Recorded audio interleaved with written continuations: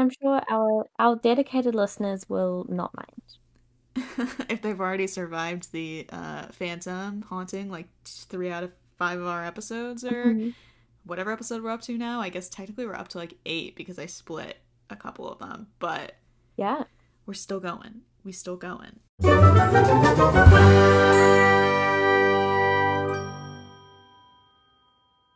So, hello, aforementioned listeners. I'm Maggie, And I'm Maddie.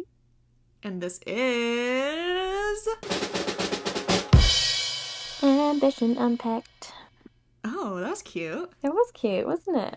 I'll always do it like that now, if I remember. I love it. You've added a little musical theater flair to Mm. to the podcast. Yes, well, I've had a very musical morning, so. We are now on episode 7 of the first season. Woo. It is Black, the color of Techie Scorned, and I guess should we just jump right in? Should we get into it? Let's do it. Okay, I will preface right from the beginning. I love this episode. It is one of my favorites. It has been one of my favorites for a very long time. Like now that we're on like year 3 of Ambition existing, it's very near and dear to my heart. So with that in mind, disclaimer, I will try really, really hard not to just like say everything that happens in the episode and be like, wasn't that fun? But no guarantees that I won't repeat myself a lot. I'll do my best. You gotta be like, Maggie, don't read every single line and be like, isn't this great? I just have a lot of love for it in my heart. So, fair warning in advance. So, I guess I will jump right in here with the stats, as we always do. So, this is our word count is starting to climb a little bit. The word count for this one is 10,221 words. It is considered 47 minutes in our runtime calculations. So we're now no longer at the comfortable network time. We're no longer at the 42-minute range. We're leaving that, and we don't really ever come back. So goodbye to that. The air date, we have finally made it to actually having air dates. This was the episode that got put on Archive of Our Own and then put everyone before it on at the same time. So now, moving forward, the dates will actually be accurate, which will be very nice. We won't be guessing anymore. But the date for this one is May 31st, 2019, so the end of May. Ooh. We're coming kind of up on it, almost the anniversary. Wow, so it's 3-year anniversary, almost. Almost, yeah, of this episode. Wild. And I was going to say something else about that too, but I can't remember it, so it's fine. And the page count for this, when I put it in its PDF, is 20 pages, so quite a number longer than the last couple episodes. The last ones were like 14 to 16, and this one's 20. So I guess that's that extra 2,000 about of words. And then in terms of songs, this one has 9 technically, but only 6 actual performances. 3 of them are instrumentals in different forms of an instrumental. It's not. It's really not. But some of the ones... This is an interesting one for performances. I actually ranked them this time, so when we finish, we can talk about that. But there's some very, very interesting ones in this episode. So, yeah, that's kind of that's the overview of this episode. Oh, and the title? What is that a reference to? So the title, this is one that I was very proud of. It's one that I came up with, and it's Black, the color of Techie Scorned. It is a reference to, if you guys know about Les Mis, in Les Mis there is a song where they sing like, red, da-da-da-da-da-da, black, ba-da-ba-da-ba-da, and it's like in the musical it's about like war and love and like all this stuff, but I took that framework and applied it to the techies and the fact that they, theoretically wear black all the time. And what I love about it is the fact that I think it's, kind of clever, but also that it is foreshadowing, because in 2 episodes we have the musical episode, which is Les Mis. So it's kind of like this little nod of like, this will be relevant later. So that's one reason I really like it as well. I love that. As a mostly non-fan of Les Mis, I did not understand the reference. No, I think that's totally understandable. Like, I feel like that's very much this is one of those title references, like, if you're a theater kid, you'll get it. And if you're not, that's okay. You don't necessarily need to get it. It still sounds kind of cool, but yeah. If you're a theater kid, it's pretty obvious. Okay. So then, with the screen cap for this episode is Dylan and Asher, and they are, like, sitting at a table. And I'll be, completely honest, this is definitely, especially in season 1, this happens a lot, but this is one of those situations where it was like, I needed a photo, and I was like, well, this kind of works, I guess. So I just used it. It's not like, it is nice that it's Dylan and Asher. I think that's nice to have, like, techies, be the kind of forefront of this episode. But the fact that it's like, where are they? They're, like, sitting at a restaurant or something. Like, it does not fit the context of the episode at all. But it's passable enough in season 1 that it's like, whatever. Yeah, you can kind of just imagine it being like some random shot from even just like a montage kind of footage. Nothing too particular. And like, that's fine. Like, some of the screen caps that you see on like a Netflix show are really like big moments, but most of the time they are just a bit random. Yeah, that's true. That's very true. I think it's also like, it's funny because like, so Liam in this photo is looking very Dylan, like he's serving Dylan, and that's great. Like, he's looking real cute, like, we love it, and he looks like a little mischievous, but also like just generally happy to be there, and that's perfect, especially with like the little beanie. Yes. Ricky, like, does not look like Asher, except for like his kind of sad facial expression that he has going on, and like that fits the episode perfectly. But I think he's like, he's wearing like a snapback, and I'm like, obviously Asher himself would like never wear that, but I was like, if I needed to justify it, like, they're all in their Lucas era right now, like doing this rebellion thing, so maybe he was like, I'm gonna wear a snackback this week just to like feel it, just to like get in my Lucas zone. That I could believe, so that will be my excuse. I fully support that. I feel like when they do their revolution, they're like, we need a uniform. Whose uniform will we take?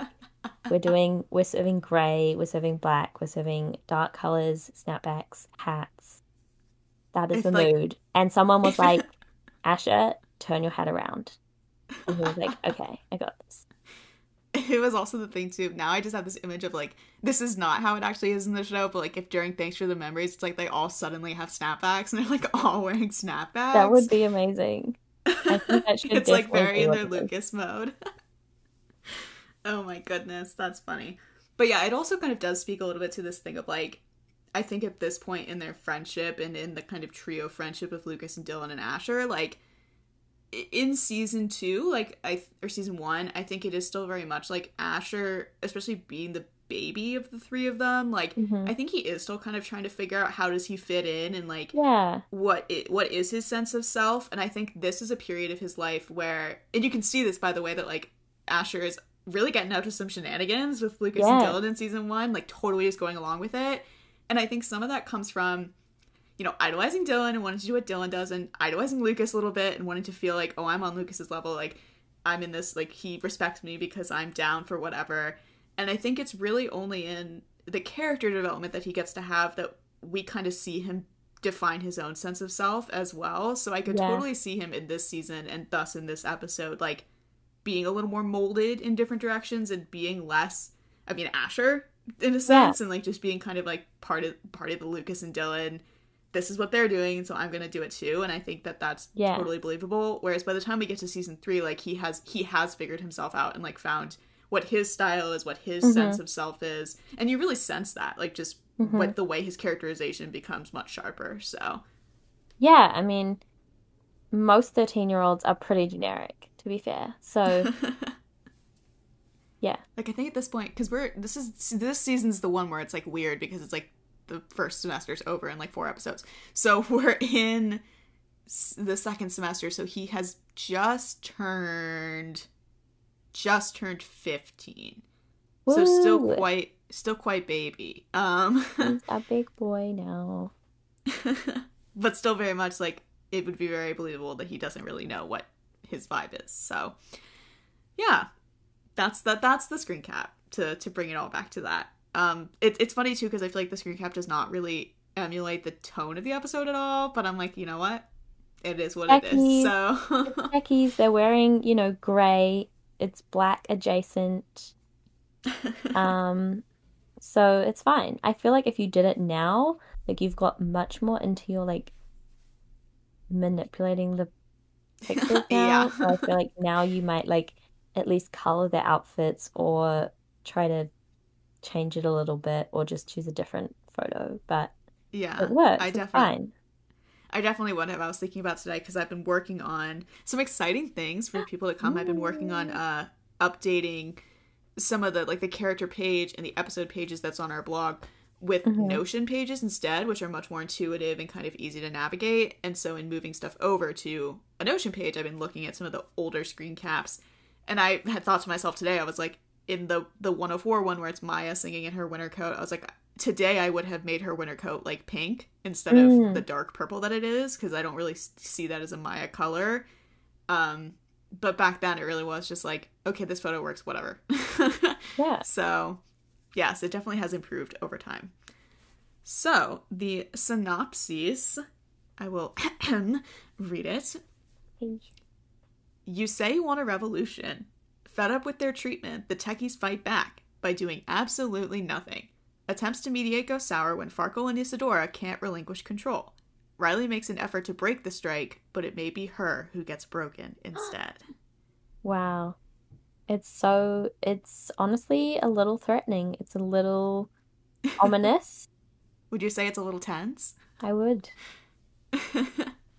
Yeah, some things I really like about this one. First of all, Beatles tagline. They have a song called Revolution and also Revolution 1, Oh, and the lyric in that is, you say you want a revolution, well, you know. that's a Um, good cut. so that's what I pulled it from, because I'm a Lovely. Beatles nerd. So there's that, and then one thing that I find really interesting about this synopsis is that it kind of puts a very interesting highlight on something, which is that while this episode is obviously about the techies versus the performers, Hmm. it's interesting that it puts a spotlight on Farkle versus Isadora right from Mm. the get-go, where both that it's like highlighting that it's kind of like a power struggle between the two of them rather than necessarily the group. And this Mm. is the first kind of moment where it feels like we're really putting that as well as Farkle into the forefront. Because Mm. so far, like Farkle, as we've talked about in previous episodes, like for someone who becomes a very, very important central character, he's been kind of in the background. And this is the first episode where it's like he is really put like plot wise front and center in this episode. Yeah, I think it's hard looking back because you can barely remember what it was like when he wasn't like so known to us. But Mm-hmm. it's very new at this point to see him be like so centered. Yeah. So it's exciting. I'm excited to talk about it. And Yay. then I also wanted to say, I think it's very, knowing what we know about the episode, I think it's very funny that there is this very dramatic line about Riley when really what it means is just that she thinks that Lucas and Issa like each other and that's why she's Yeah. upset.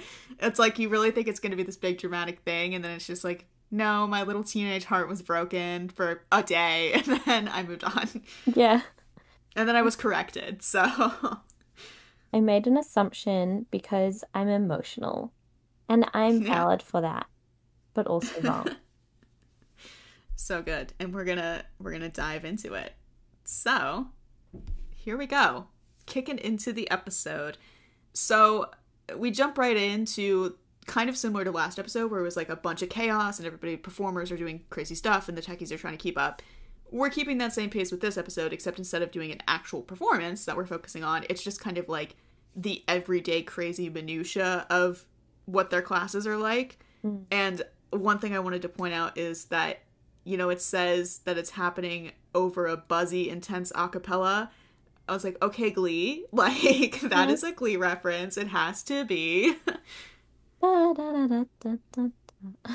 Right, like all of season 1 in Glee, it's like they would just have moments where it's like do da do da do da do Yes. da, or like like that's what they did, and I feel like that's definitely what this is emulating here. Like, if you're putting an a cappella in your show and it's not like them actually singing it, you're being Glee. That's Yeah. how it is.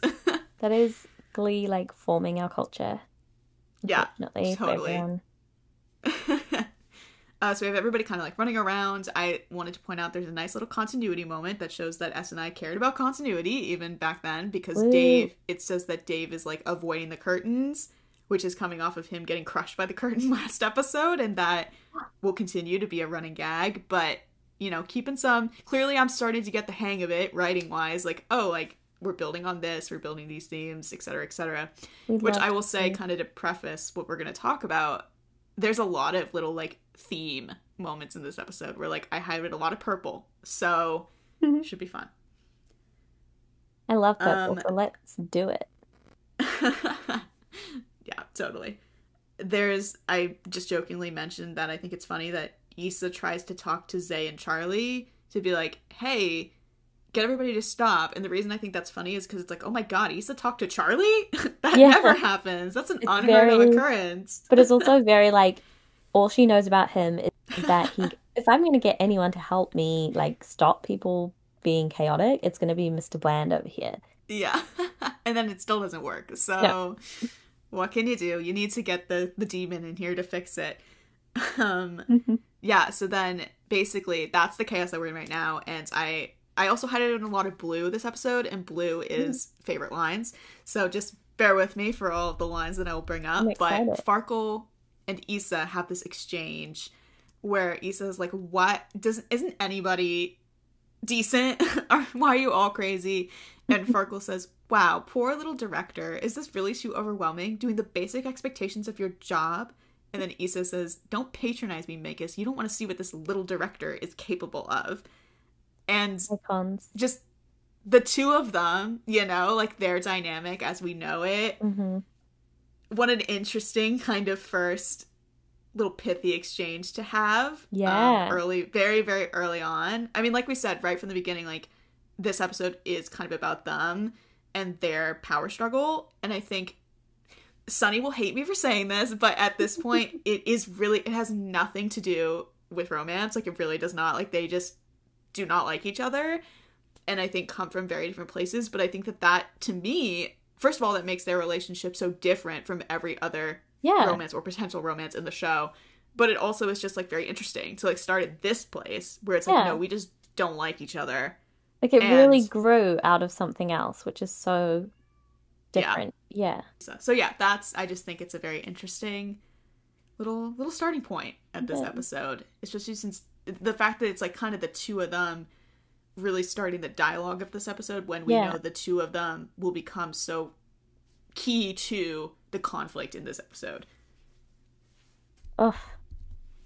Especially because I feel like I feel like too as well, like they haven't, obviously we know they don't like each other, but I feel like they actually haven't, because Farkle has not been too focal, like they haven't really interacted that much.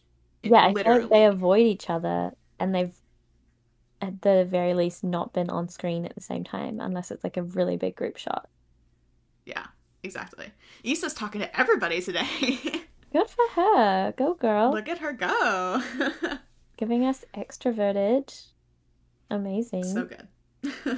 So then at the same time as all this craziness is happening, Riley is talking to Nigel and Yindra, and the three of them kind of have a very fun, like, little dynamic going on this episode, because they're all kind of, like, in the middle of all of it, which is, like, Nigel and Yindra are very much performers, and it's, like, they're not kind of in the middle the same way Riley is. Well, Nigel will be in the future, but, like, you know, they're very much not in the same mindset as her, but they all kind of are just like, well, we respect the other people enough to be like, this is kind of rough. So they occupied that interesting space. I'll say about that, though, I wrote later in my notes that Yogi, a little underserved this episode. I feel like he should have been mentioned way more, because just knowing what we know about him and, like, being best friends with Dave and kind of being the most technical performer, like, he really should have been much more focal in this episode in terms of, like, who's getting mentioned. Yes. But he was not. So I apologize to Yogi on the record.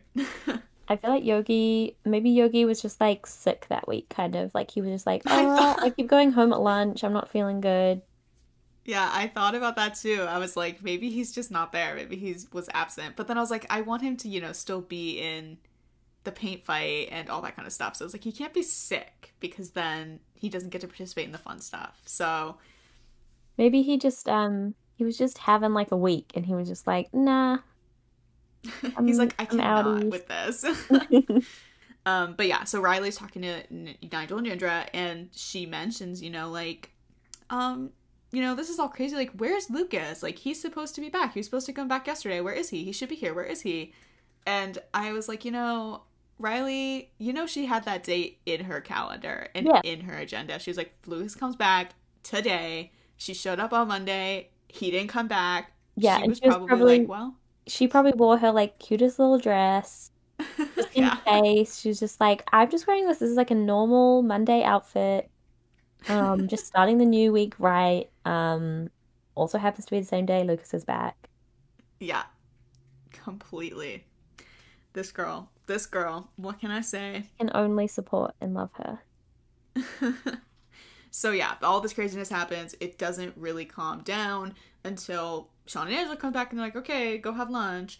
And then there's this very interesting shot that I really like of, like, all of the chaos dies down because the performers leave to go to lunch. And it's just left with the techies on stage. And they're all kind of, like, dazed and, like, ugh, I need to catch my breath. But just this idea of, like, we have chaos in this opening. And then it all just kind of falls away. And you just have, at this point, the 7 of them left is, like, I just love that. I like the concept of that visual and, like, the wide shot of the 7 of them just, like, on that stage, and, like, it's now quiet, but it was so crazy just a few minutes ago. I think it does what the episode says, which is it shows that, like, the moment that they stop is when the whole machine stops, but also, like, I just think it's cool and, like, cinematic, and I think that this is, like, a pretty good, solid opening for an episode where it's, like, a really good, like, we jump right in, we're setting up a bunch of stuff, and then we kind of just transition into the next thing. And that makes me kind of want to say about this episode, the reason I think I love it so much is because it has, like, a very good flow. It feels like it is very, like, seamless between scenes, and even though it is the longest of the episodes so far, to me it does not read long at all. Like, I agree. Moves very quickly. I agree. It's like when I was reading it, I kind of thought, oh my gosh, like, it was almost like some things were so quick to come around that I was really surprised. But it was nice as well. It was, like, engaging. So yeah, that's how kind of we jump into this episode. Then after the performers have walked away and left, I just wanted to say, like, this is a very, very small moment, but we have 3 of those performers walk out together. Riley's with Charlie and Zay, and they're all kind of like, it is kind of crazy out there. It's getting kind of wild. And for me, the reason I even wanted to bring it up is I'm just saying, like, Riley, Zay, Charlie writes, like, let's go, my trio. This is, like, for 3 characters that, become so interconnected in each other's lives. We really don't get a ton of moments of the 3 of them because of the situations that have permeated their interconnectedness. So when I have a moment, I will take it. Yeah, I mean, I love that about rereading the first season because you see these little moments and they kind of create the foundations for later when things actually become a lot more intertwined and personal. Like, just suffice to say, if I was making a generic Charlie, Zay, Riley gift set, I would maybe use this little moment here, of the 3 of them walking out together. So very cute. I love them. Then I'll go ahead. Oh, I was just gonna say we get the Blythe Shrug Welcome to Adams, which is just, like, very classic and kind of funny because we're 7th episode now, and Zay is still like, yep, like, welcome. Yeah. Welcome to hell. Yeah. This is just how it is. Yeah, completely. It's like, it is definitely, I think, one of those, I mean, we use it in our podcast at the very end of the episode. It's one of those kind of phrases that I think is very essential ambition. And I will say there's a lot of essential ambition things in this episode that I wrote down in my notes. So, so yeah, they are going to lunch, and much to Riley's happiness, I'm sure, Lucas is returning to school today, and how we get that is that his little big black boots are stomping back into school, which I love that visual, and I love the way that it is written in the episode, where it says, like, suffice to say, we can tell there's a big storm coming, and then little more, and then that might be in the form of very grumpy and a very sarcastic hurricane. So I love him, and I love the visual of, I like that it's like his black boots, which are very iconic to his character at this point. Like, you know, in season 2, what does he steal? Like, black boots. He has the whole thing with Charlie in season 3 about, like, recommending boots. Like, those boots are, like, so, you know, kind of iconic Lucas. Yes. And so I like that they even have focus here. And one thing that I like about this visual of him walking through the school is that it mentions that he's, like, dusty and, like, is getting dust on the pristine floors. And I think that that is so, like, kind of representative metaphorically of, like, what he brings into the school, where he's kind of, like, tarnishing it, quote unquote. So I just love that, like, visual metaphor. Yeah. Also props to Dave for not caring that Lucas is dusty, and just still hugging him and being worried about him. Yes, I wrote Dave and Lucas hug, period. Exactly. So good. Exactly. It's great because I think we've talked about this generally at some point, but just this idea that, like, Dave is this person. Dave and Lucas have such a special relationship where it's like, I mean, Dave loves him. Like, I feel like we've talked about this where, like, if Dave was not asexual and very likely aromantic, he would, like, be in love with Lucas, like, literally. But he is just platonically right now, like, very devoted to him. Yeah. Because he's a special boy. And so he has that angle, but then the kind of even more special thing about the relationship is that, like, Lucas in some ways reciprocates that. Like, I think he obviously does not, like, love Dave the same way Dave loves Lucas, but I think he holds him in very special esteem in his heart. And it's like, there is a special tiny place in my cold, dead heart that's just for Dave Williams and me appreciating him. So he can get away with an unexpected hug. You know, most people can't. Dylan's kind of the only other character that I think does in the future. But Dave is the only one that can pull that off now without a problem. Yeah, I think because they're so pure of heart and dumb of ass, they just have this, like, you've never done anything wrong ever in your life, like, you're not gonna hurt, you're just like a puppy, and we know Lucas loves puppies, so. True. I think it's great too that, like, one thing that we see consistently from Lucas is, even in the earlier episodes, like in, like, 102, when Dave was like, crocodiles, we should get crocodiles, and Isa was like, this fucking, like, dumbass, but, like, Lucas was, like, smiling at that and was like, oh, say more. Like, I think chaotic. He's just so accepting of that, like, in a very, like, it amuses him, but he's also just like, Dave Williams, man, what a guy. Yeah. He has a and he very much is like that. Yeah. What a guy. Love it. And he just is that way throughout the show. We see much more of that in the future. So Lucas and Dave, very special dynamic. Speaking of special things, a very important performance is coming up. Yes, it sure is. The techies are complaining about what we just witnessed, and they kind of get to this idea of, you know, nobody appreciates us, but they should, because if it weren't for us, like, nothing would work and everything would fall apart. And that gives Lucas this idea of, like, yeah, everything would fall apart, wouldn't it? And I just want to say to that, Lucas is a conceptual mastermind. He is a genius. Maybe he's not for good, smart. But he just, his brain is on other levels. And as he's thinking about this and kind of forming this plan, that parlays us into this first performance of the episode, which is Thanks for the Memories, as performed by Fall Out Boy. So we're Lucas's playlist, like, we're on his iPod shuffle. We have that, and it's performed by the techies. It's just, there's so much about this performance. It's like, okay, so it's the first techie performance that's, like, a performance, because, like, they did the Halloween one, but that was very much, like, almost a joke, and, like, you know, talk singing and, like, all that kind of stuff. Like, it was less of a performance.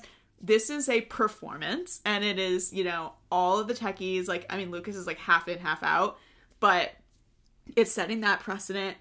It is also the first Dasher solos. It's when Dylan and Asher are singing a majority of the vocals. It's the first time they do that. Good.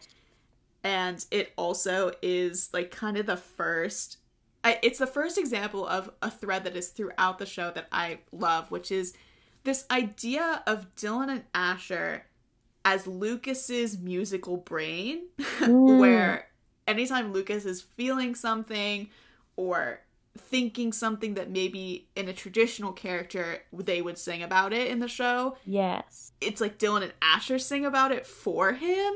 Like, we see this with this performance. We see this with Loser in season 2.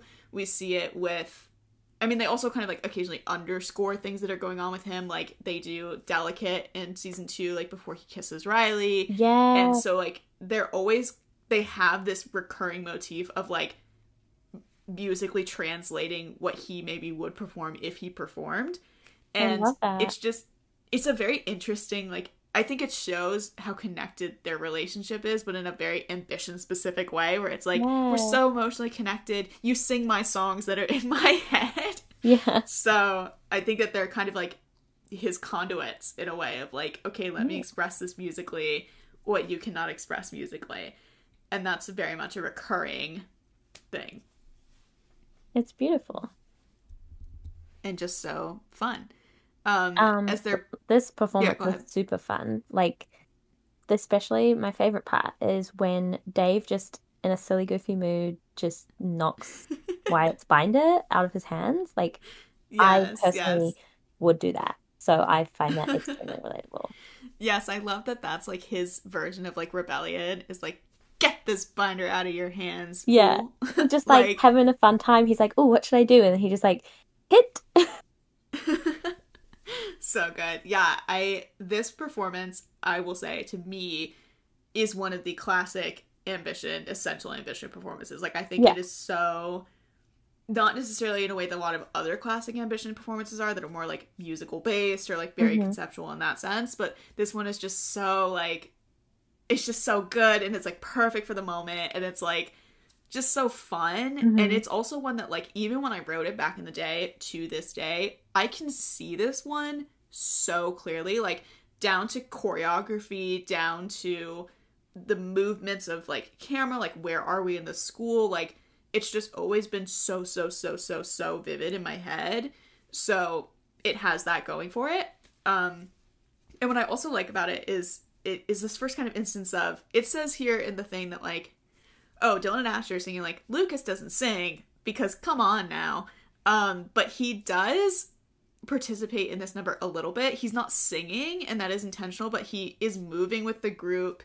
He does a little bit of the choreography in my head at different points. And what I love about it too is it's this kind of interesting starting point of Lucas's relationship with performing and how that evolves through the seasons. Because like, I mean, look, as we know now, he often will participate in a little bit of performing. And I think it kind of plays to this thing of, you know, this is the first episode where they're kind of rebelling against the way things have been. And I think him kind of setting this up is metaphorically setting up that rebellion in himself as well. Because the big thing with him in performing is the way that he increasingly does more performing is really the influence of everybody else on him. Like being with Riley and like Dylan and Asher, and like later becoming friends with Charlie. Like these are all things that like they love to perform, and that just eventually sucks you in, and it's like you can't escape it. And also just becoming more comfortable with your own emotions. I think that's what we talked about this before, where like performances on this show represent connection and represent emotion and like all that kind of stuff. And he is obviously very much not that at this point, but this is the first kind of moment where it's like, well, he is participating in this number.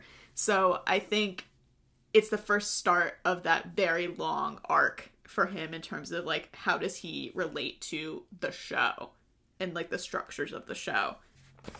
To study way, it is almost like eventually being around his music does actually help him access his emotions a bit more. Like he's still very messed up, but it's like, it's almost like he's tangentially being soothed a little. Yeah. And I think you could say that too as well in that same concept of like his relationship with Riley, because obviously like she is a huge influence on his emotional health. And part of that is like, I mean, the whole foundation of their relationship at the very, very, very core of it is music, because the first thing that got them to actually talk to each other was Lucas hearing Riley actually perform authentically. So music has been at the core of their relationship and the fundamental foundations of it. And I think as well, like when Riley performs in the season 3 finale, she does "Thank you for the music." And there's this line in it that is very much Lucas and Riley, which is like, who found out that nothing could capture a heart like a melody can.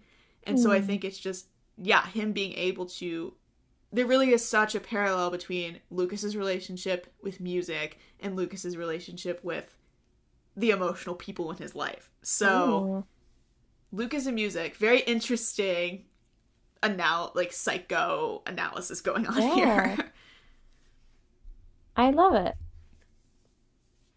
So yeah, such a good performance. One of my faves ever. So yes, and I get feel amongst like it. Again, also, it just makes me think of Les Mis. I mean, I feel like the whole thing of like this being a revolution just really plays into that. Like, foreshadowing of Les Mis being the play that they're about to do. Like, you know, when they're walking along and being chaotic, I just really pictured that bit in Les Mis where the people are doing that. I don't know anything enough about Les Mis to say anything further on this topic. Have you seen, I'm assuming that your Les Mis exposure was like the movie. I've seen the movie and I've seen the musical at my local operatic society. Shout out. Because I think I'm one of those musical snobs that's like, the movie was fine. It was not bad. It does not necessarily do the show justice, in my opinion. Not because of the reasons most people were annoyed. Like listen, Russell Crowe as Javert, I thought he was fine. I think people were way too mean to him. But just generally the idea, right? I mean, just the idea of like, to me it's one of those shows that's like, you really need to experience it on a stage because of like the barricade and all that kind of fun set stuff that they do. So I'm glad you had that experience as well as having seen the movie. Yeah, I think I might have seen the movie first, but that's okay. That's fine. You know, you just have to wait for these sort of plays to come up at the local operatic society. So yeah, true. We can't all go to the West End or Broadway. So and we don't have. I almost want to be like, we don't have theaters in New Zealand, but we do. But like, we just get like very limited shows. Yeah, very, very limited. So the movies are generally where we see things. Makes it sound so sad. It's actually a really nice place to live, everyone. I promise. Which Ambition character is gonna go have their big break in the New Zealand theater scene? They're like, no, I don't need Broadway. I'm gonna go to New Zealand. I feel like Darby could, if she was so inclined. But I also feel like Chai definitely could. Because she's already in the UK, which is like much more connected. True. She could really make a name for herself. She could like get a job. The company is like going to New Zealand. And then maybe she just stays. Like, I just feel like I see her in like a lot of the shows I've seen. She's definitely nice. The vibe. Chai New Zealand fan fiction. Maybe I will write it. We'll see. Amazing. It'll be like post season 4, like hiatus. When we're like all waiting 1,500 years for the last season. Yeah. Oof, I can't believe we can even say the last season and it's like in our mind's eye. It's like close enough to be like, oh my god. Okay, let's go back to this. Let's go back 3 years instead of forward 3 years. Yes. So Jack's office. As usual, Lucas is in there and he's being sarcastic as usual, which is just lovely because it's like you know, I'm sure Jack must find it comforting, right? Like, I he's think at like, this oh point, no, it's been a week since Lucas has like tried to, um, what's the word? beat someone up. Yeah. I was gonna say try to my words are not coming this morning. Bait me into giving him detention again. Yeah, yeah. I do love this scene. It's one of my favorites of the episode. I mean, Jack and Lucas often are, Mm. but I think what I love about it is there's this line here where it talks about, so Jack is obviously, I think Jack is still at this place at this point where like he does not disdain Lucas the same Mm. way that he did in freshman year, but he's still not quite yet sold. Like he's still kind of like, dude, like could you Come stop? on. Yeah. Like you're being annoying.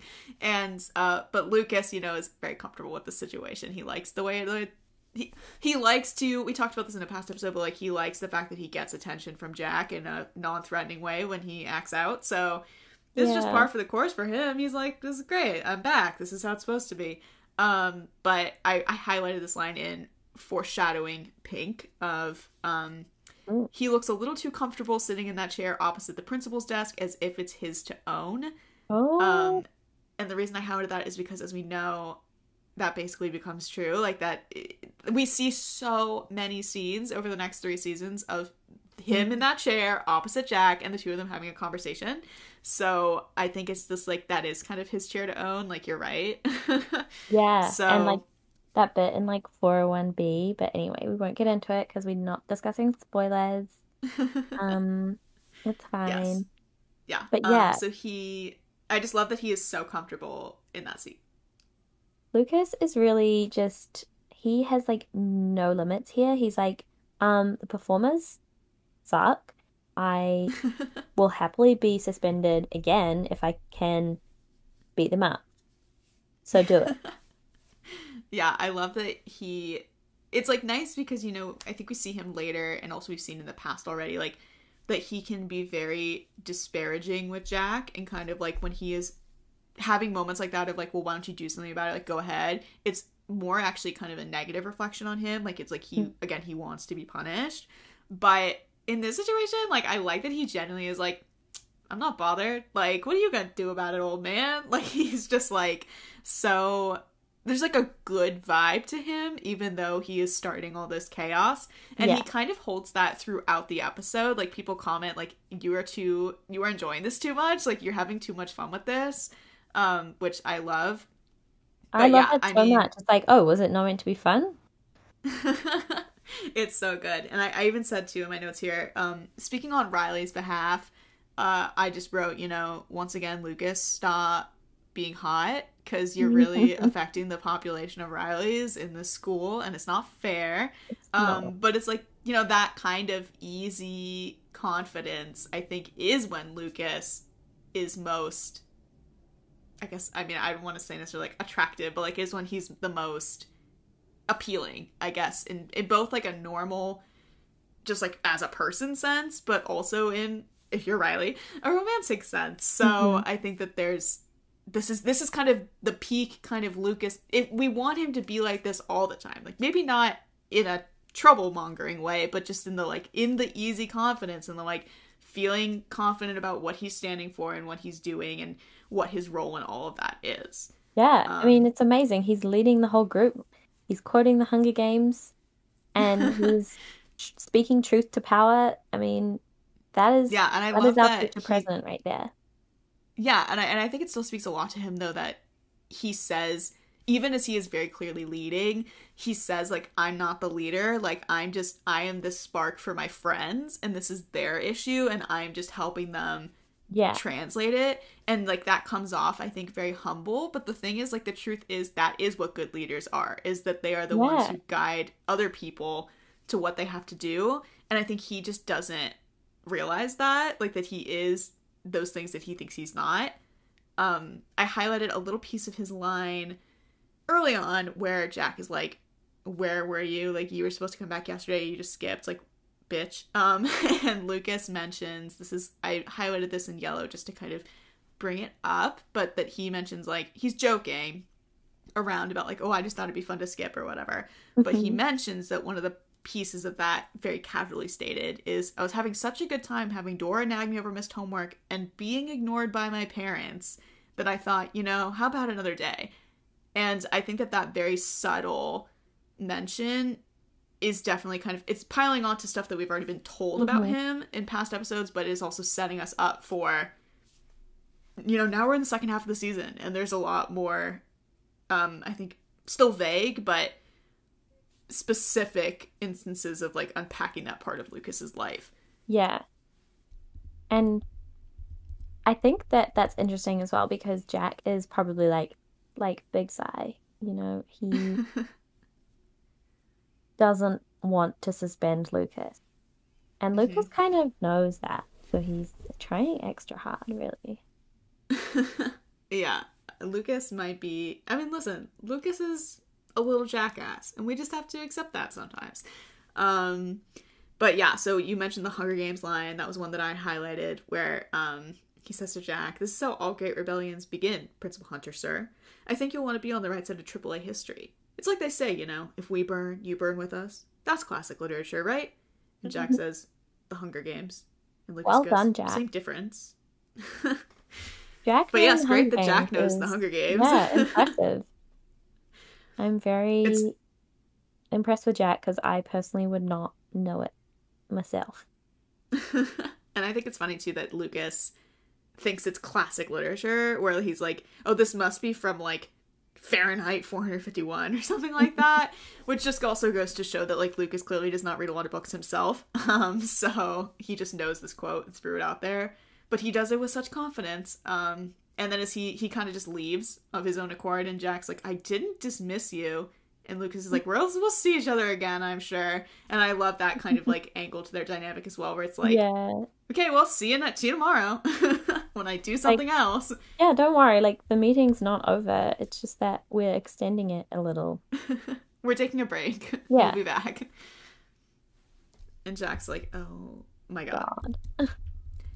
So then we go into our first instrumental of the episode, which is them doing the rehearsal track for the song that they're hoping to perform at the end of the week, which is Yorktown from Hamilton.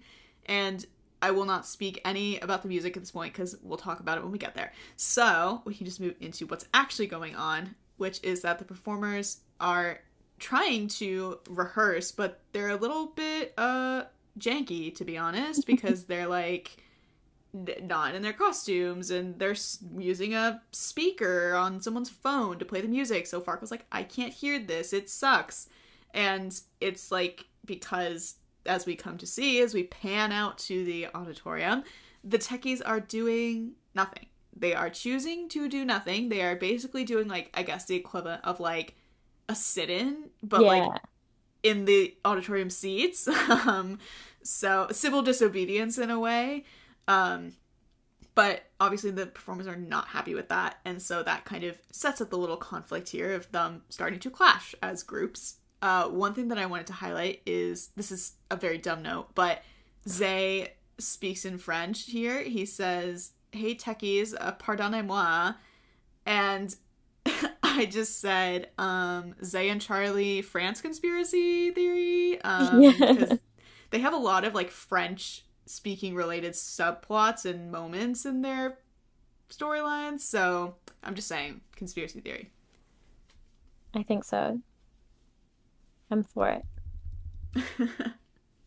It's just a little bit interesting, because I'm like, Zay, look at you go. Learning some French. Yeah, it is a very interesting, because I know that, being dyslexic, like, that can influence and affect the way that you just, interact with language and learn language. So I do think it is very interesting that, like, he clearly committed to that and, like, decided he was going to learn it, because in season 3, when Charlie is struggling in his advanced level French class, and he's like, "Farkle, Riley, can you help me?" And Farkle's like, "I could, but I can't." Riley says to him as a suggestion, like, "Well, Zay is, like, semi-fluent in French. I can ask him if he'd help you." And Charlie's like, "Oh, no." But, like, clearly Zay, like, put his fucking work in, and just to randomly speak French, like, for the fun of it. So good for him. We love to see it. Moving on to Farkle being meanie to our babies. Dylan and Yes. Asher. That was another line that I highlighted. It is in pretty blue. iconic.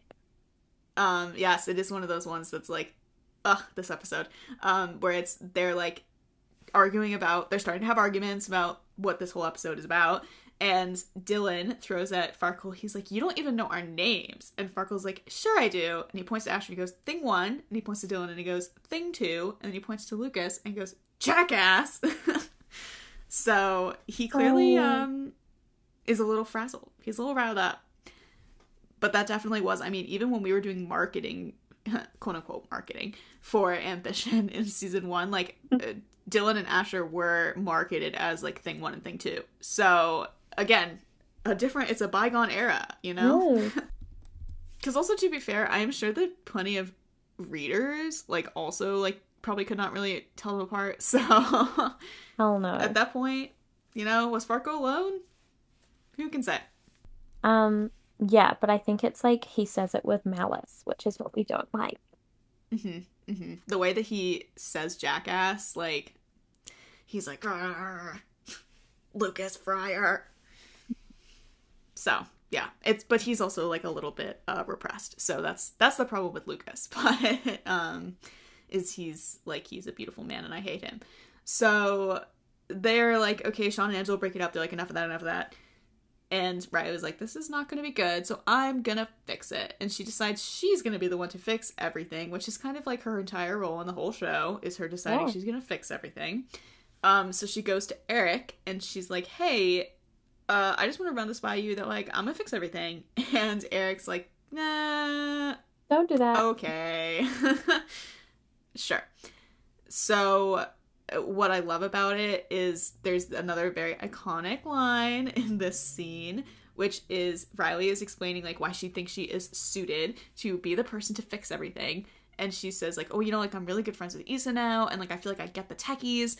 And then she's like, and Lucas and I, we dabble in one another now and then. And it's like truly like Eric's like, and that means, but it's also truly like, Riley, what the fuck does that mean? Yeah. But she sure said it, and she meant it, so... Good for you, Riley. But definitely an iconic Riley and Lucas line. Yeah. One of the most iconic of season 1, I would say. I think so, because, like, that was kind of, like... That was very, like, we dabble in one another. Like, what? Riley... And she hasn't even... I feel like they've barely even interacted at this point. Like they've interacted a lot, but at the same time, like we haven't had so many of the like key moments that make them because they're just dabbling. They're dabbling right now. But yeah, I mean, I think, you know, we've had the Christmas tree farm scene, and we had that I think maybe she's thinking about that great moment of eye contact in the launch courtyard in 105. Whew. That's dabbling. Yeah, she's like, wow, I mean, I've had some really, like, romantic times in my life, and woo. Nothing can beat that 3 seconds of eye contact. Just really hits you. So good. So yeah, Riley has decided, okay, I'm gonna fix this, and Eric's like, okay, good luck. And she tries to go talk to the techies, and she discovers that they have, like, barricaded themselves in the booth, like, their headquarters, and they've set up Dylan and Dave as, like, royal guards to keep out riffraff. And Riley's like, oh, well, you know, like, they're my friends. Like, I'll just tell them, like, hey, I just want to talk to Lucas and Isa real quick. Like, no biggie.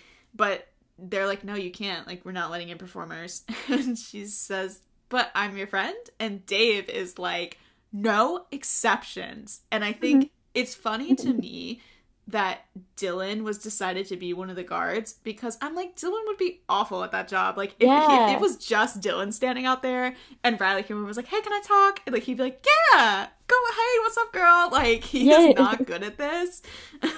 So it's funny that it must have just been like they didn't expect anybody to come. So they're like, Dave, go out there and like, and he's like, hey, Dylan, you come with me? And Dylan's like, yeah, I'll come with you. We can just hang out.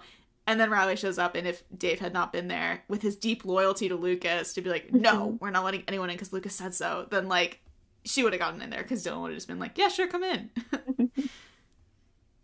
I would never choose Dylan as my my bouncer. No, I mean, you'd be better off choosing Asher, to be honest. If you get him feral, Yeah. that would be the best move. If he's passionate about it. Which is kind of what Dave is doing. Like, I feel like Dave is not aggressive, but if he's loyal to the person that he's defending, then he's going to be like, no, I'm following what they told me to do. Get out of here. This is the law. Lucas said no performers, so get out. So meantime, at the same time, Farkle is complaining to Angela in his classic Farkle fashion, and he's like, this is upsetting and bad, and they're ruining my life, so can't something be done? Like, can't they be expelled? Or, like, can't we do corporal punishment? And, like, which, like, okay, relax. But I think, also, he's, like, very bold, because he says some shit about, like, her relationship with Sean, and then just, like, swivels away, and, like, boy, relax.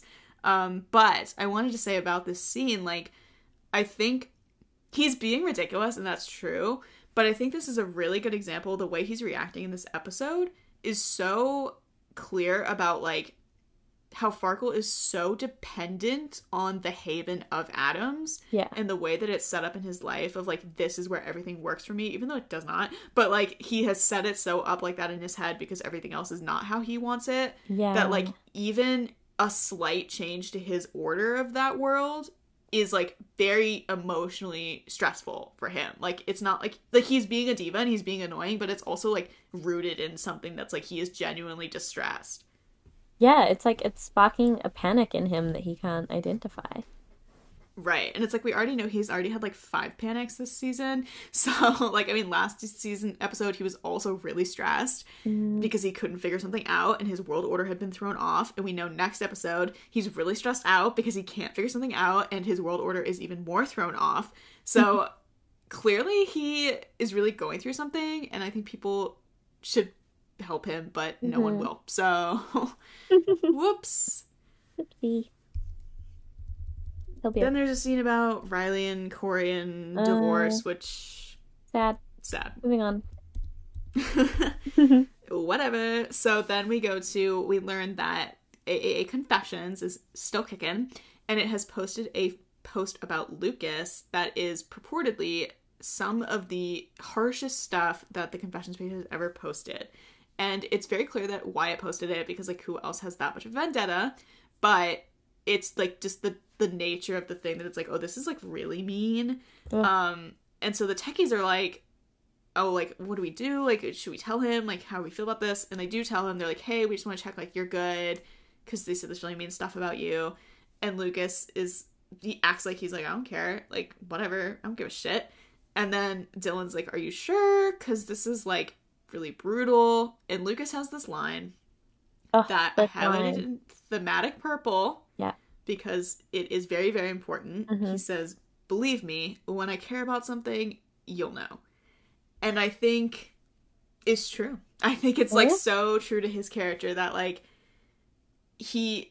for someone who acts like he is very invulnerable and, like, doesn't emote or, like, show those pieces of himself, like, he is so obvious when he really does actually care about something, whether that's for good and for bad. Like, in the good sense, like, we can really tell, like, when he cares about his friends, like, we can tell that he cares about Riley, especially, later on, and that certain things really affect him. And I think that, this idea of when I care about something, you'll know, in terms of the show, I think is really true too, because he really only has kind of either A, performances or, like, emotions around performances, or B, like, true emotional breakdowns when it's something that really did affect him and is, like, really shattering his world. Like, the examples of that would be, spoilers, obviously, but, like, I mean, the end of season 1 with, like, he let himself be vulnerable with Riley and was starting to fall for Riley and thought it was going to be one way, and then he gets told that she was pity dating him, and he has a big thing about pity, so that, like, really triggers him, and so he actually, at the end of the season, like, cries in the booth, and so, like, that is one piece of it, and also cries in the booth in front of Isa, which is, like, that he just can't control the emotion of it. That's one. Another one is in 206 when he has his free verse, where it's like he just, like, kind of all this stuff spills out of him and it's in his head, but it's like it's showing how all these things really are taking a toll on him. at the point when he is acting outwardly so aloof, like to the point of like damaging himself and others. And so that's another example. Another big example is when he's about to get kicked out of Adams in 212, and he, like, the moment before they announce that he's not going to be kicked out, but when the trial is basically done and he's with Jack and he's like genuinely scared, like he's like, I'm gonna leave, like they're gonna kick me out, I'm gonna leave. And Jack having to be like, hey, I'm not gonna let anything happen to you. Like, that's one of those moments. And then of course, like, the big quintessential one at the end of season 3 when he finds out that he's not going to go to Davis and has, like, his mental breakdown there. That's another, like, that one and the one in season 1, those ending of the season emotional meltdowns, I think are kind of like the biggest example of that. Yeah. He actually has quite a few little breakdowns there. He's always having a breakdown, to be honest. But yeah, those are the moments where it's like when it breaks through, it's like, okay, that's when you know that he cares. So very, very, very important line. Very important. And so yeah, then we move to the technician walkout scene, which yes. is Isadora's idea, because she's a genius and she also has like petty energy, and I love it. Yes, Isa is very petty, actually. It's iconic, and she's valid. So yeah, they basically stage a walkout where during the performers rehearsing, they're like, you know what? Bye. And I think that this moment, this is one of my favorite scenes in the episode as well, from a comedic standpoint. I just love the energy of it. But there's like some little kind of character-y moments in it that I think are really fun. Like, obviously Lucas is on like full sarcasm, theatricality mode when they're like, where are you going? And he's like, who? Us? And like everything that he says is like so obnoxious but like really funny. Another like small character moment is that, like, Charlie has not talked about this episode, but he has a line here where they're like, oh, we're leaving, and he's like, leaving? You can't do that.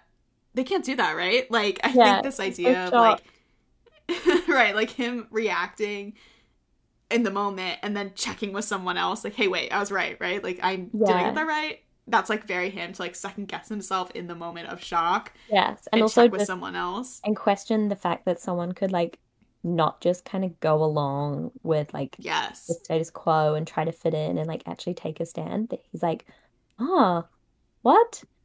Yeah, cool. Yeah, completely. No. Yeah, this is kind of this because then also who answers Charlie in that? Lucas, and he says, it's so funny because I think we are. I mean, my legs are working at least, which again, so mean, so obnoxious, but funny. I love it. But the fact that it's like that little moment there of like you said, like, oh my god, like just breaking the rule, like just doing whatever you want to do and not doing what's expected of you. I mean, it really does to be metatextual, like it really does harken 2 seasons ahead with that, you know, the moment of Charlie and Lucas is like, you can do your own thing now and again. I mean it. Like, that Charlie is capable of that too. But at this moment, it's just so, like, not in his head at all that it's like, whoa. This is a concept. Whoa. And I'm terrified of it. Yeah.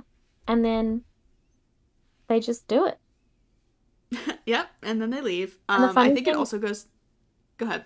I think it's funny that Farkle is like, you can't ditch us. And it's like, ditching you? You don't pay attention to them. Why? They're not... Like, why does he places so much importance on them, like, looking after him and, like, watching him and always having this audience? Mm-hmm. It's quite apparent in that line. Yes. And I was going to say something very, very similar of, like, that, and also earlier on when the scene starts, when they start the walkout, the first person to notice is Farkle. And I think that it's very telling of, like, this, building off the thing I said earlier of, like, he's so dependent on this structure of his world that he's built here. The idea of, like, some of the, even though it's like they don't interact that much in a literal sense, like the idea of the safety and reliability of like, oh, well, the techies are always gonna watch, like I'm always gonna have attention, someone has to watch me, that like that being threatened is very deeply threatening to him. So I think he is just so fascinating. He's a little nut job and he's fascinating. We just watch him like a little bug in a microscope. Yeah, right. We want to study him like a bug. So then Sean and Angela have a scene where they're like, listen, this you have to fix this. Let's fix this. And they both think like, oh, the other person's going to drop their preferences to help me. And they don't, because they're both standing up for their students. And so that makes them question their relationship or whatever. But I do think I just wanted to say about that scene, Sean's right for once, because he is in the right in this situation. So good for Sean. Then they're like, okay, we can't figure this out, so we're going to need to get help. So they pull in Eric, and Eric's solution brings us to one of the most iconic ambition sequences, which is the paint balloon fight in season 1. I wanted to say first, like I said, paint battle, essential ambition, but what I love about this moment here is how Zay is so unimpressed. He's like, really? Paintball? Really? Okay. I think he's just so funny. He's so done. And he gets really done by later in the episode when he's just like, no, I'm not coming. Yep. He is very interesting in this episode because I feel like he's not too focal because we're focusing on all of the psychological chaos of the other ones. But he is just very much like, you can tell that he is a different brand of diva. You know, he's not the same diva as Maya and Farkle. And to him, what's most frustrating about this week is that this, you know, class assignment that he was really excited about and had been pushing for so long, of course, gets derailed by Farkle and Maya and whatever bullshit they're on this week.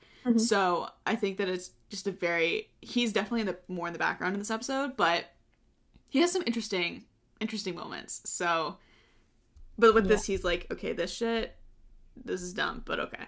He's like, this is dumb, but if we're gonna do it, then I'm gonna do it excellently, and I'm gonna win. So the competitive streak. He's like, okay, sure, I could beat some people. Yeah. I could throw some paint. I guess I have to. And that brings us into the second performance of the episode, which is Come Out and Play, Keep 'Em Separated, a kind of classic rock. This is a song that like my sister, when she was in marching band, like this is a very marching bandy song. Like it's very like, let's get hype, like let's go. And of course it is iconic because it is Zay and Charlie performing it. It's interesting because I think, you know, as a performance, it's not like the most amazing performance, but I like that it's a very conceptual performance in that what we're really focusing on is the paint battle sequence. So they're kind of just underscoring that. But in terms of the performance element of it, I want to say, you know, like their little fist bump to start it, like, okay, besties. Charlie is clearly punk rock in his heart because the Dirty Little Secret, and then he did Riptide to assure everyone he wasn't punk rock in his heart, and then he's doing this now, which is like, no, Charlie, you are punk rock. So he wants to be punk rock so bad. The punk rock is connected to the gay, and when all of that is released, it's like he will finally get to be a punk rock gay. I love it. And this is like quite a good one, for that vibe. It's screaming really, to get out. Yeah, is the truth. Not a good time for Mr. Musical Theatre and Miss Glamorous Maya and Farkle. That they both get lobbed with paint. The shot of Maya getting hit with paint in the face is one that is very, very vivid in my head. Like that's one where I'm like, okay, I can see that shot perfectly. So that's one. But also, you know, what can I say? It says, you know, Zay and Charlie moving naturally as a team. What can I even say? You know, what more can I say? No words needed. Says it all. But I do think there's a really interesting twist to that, just conceptually in the show, of like, there's an interesting angle of Charlie being a key weapon. Like, you know, he's so brushed off and like underrated and like no one cares about him. But I think that this idea of like him and Zay working together and like being the key that makes the performers win is them working together and Charlie participating at like an actual focal level. It's like there's something there, you know? Like, there's like, okay, secret weapon. Like, they don't know what they have. Yeah, so then also I thought it was funny that it describes, like, the reason that the techies are still standing. Because at this point, originally, Eric had set it up that it was like, okay, we're mixing all the students so that everyone will, like, work together on different teams. That lasted about, like, 2 minutes. And then they all devolved back into the performer techie line. And obviously the techies are very outnumbered. But the reason that they're surviving is because Lucas is very tactical and is very, you know, a genius mastermind. And so he is untouched with paint because he's like, everybody else is working to defend him. And it mentions that he has Dave and Asher as his human shields. And I just laughed because I was like, why would you pick Asher as your human shield? Like, what? Like that Bird Bones boy? Like, listen. That's maybe not a good idea. Yeah. Like, Dave, okay, obviously, because he's like a brick. But, like, Asher... Like, at least like, where's like, Nate? Dave or Nate, yeah. Also, there's a little parallel there of Dylan leaping in front of Lucas to take a shot. And he does that again in season 3. So someone could make a parallel GIF set if they so chose and wanted to. This keeps going. The paint battle is unfolding and is going. Riley has also become the reason the performers are not losing because she's just very good at avoiding getting hit, which good for her. But they end up at this stalemate of this it's like a 5-second moment, but it feels like forever, where it's like Riley and Lucas end up facing each other, and Riley has no paint and Lucas has 2 paint balloons. So it's like, this could be a very easy victory of like, bam, bam, Riley, you're out, techies win. And traditionally, Lucas would not hesitate and would take that moment, like, snap, like, all done. If that was Zay, he would have been like, die. He would have been like, oh yeah, hell yeah. But yeah, I mean, because it is Riley, he can't help but hesitate, because for some reason she has this effect on him where he can't think right when he's faced with her. And because of that moment of hesitation, Zay and Charlie take advantage of that, and they throw paint at him, and he gets hit in the face and the torso, and they win. And the performers win, and the techies lose. I think I wrote here, you know, like, Zay and Charlie being the ones to take out Lucas. There's some kind of metaphor there, but more importantly than that, I feel like Zay must replay that moment in his mind whenever he's bored, where he's like, remember that time I hit Lucas in the face with paint?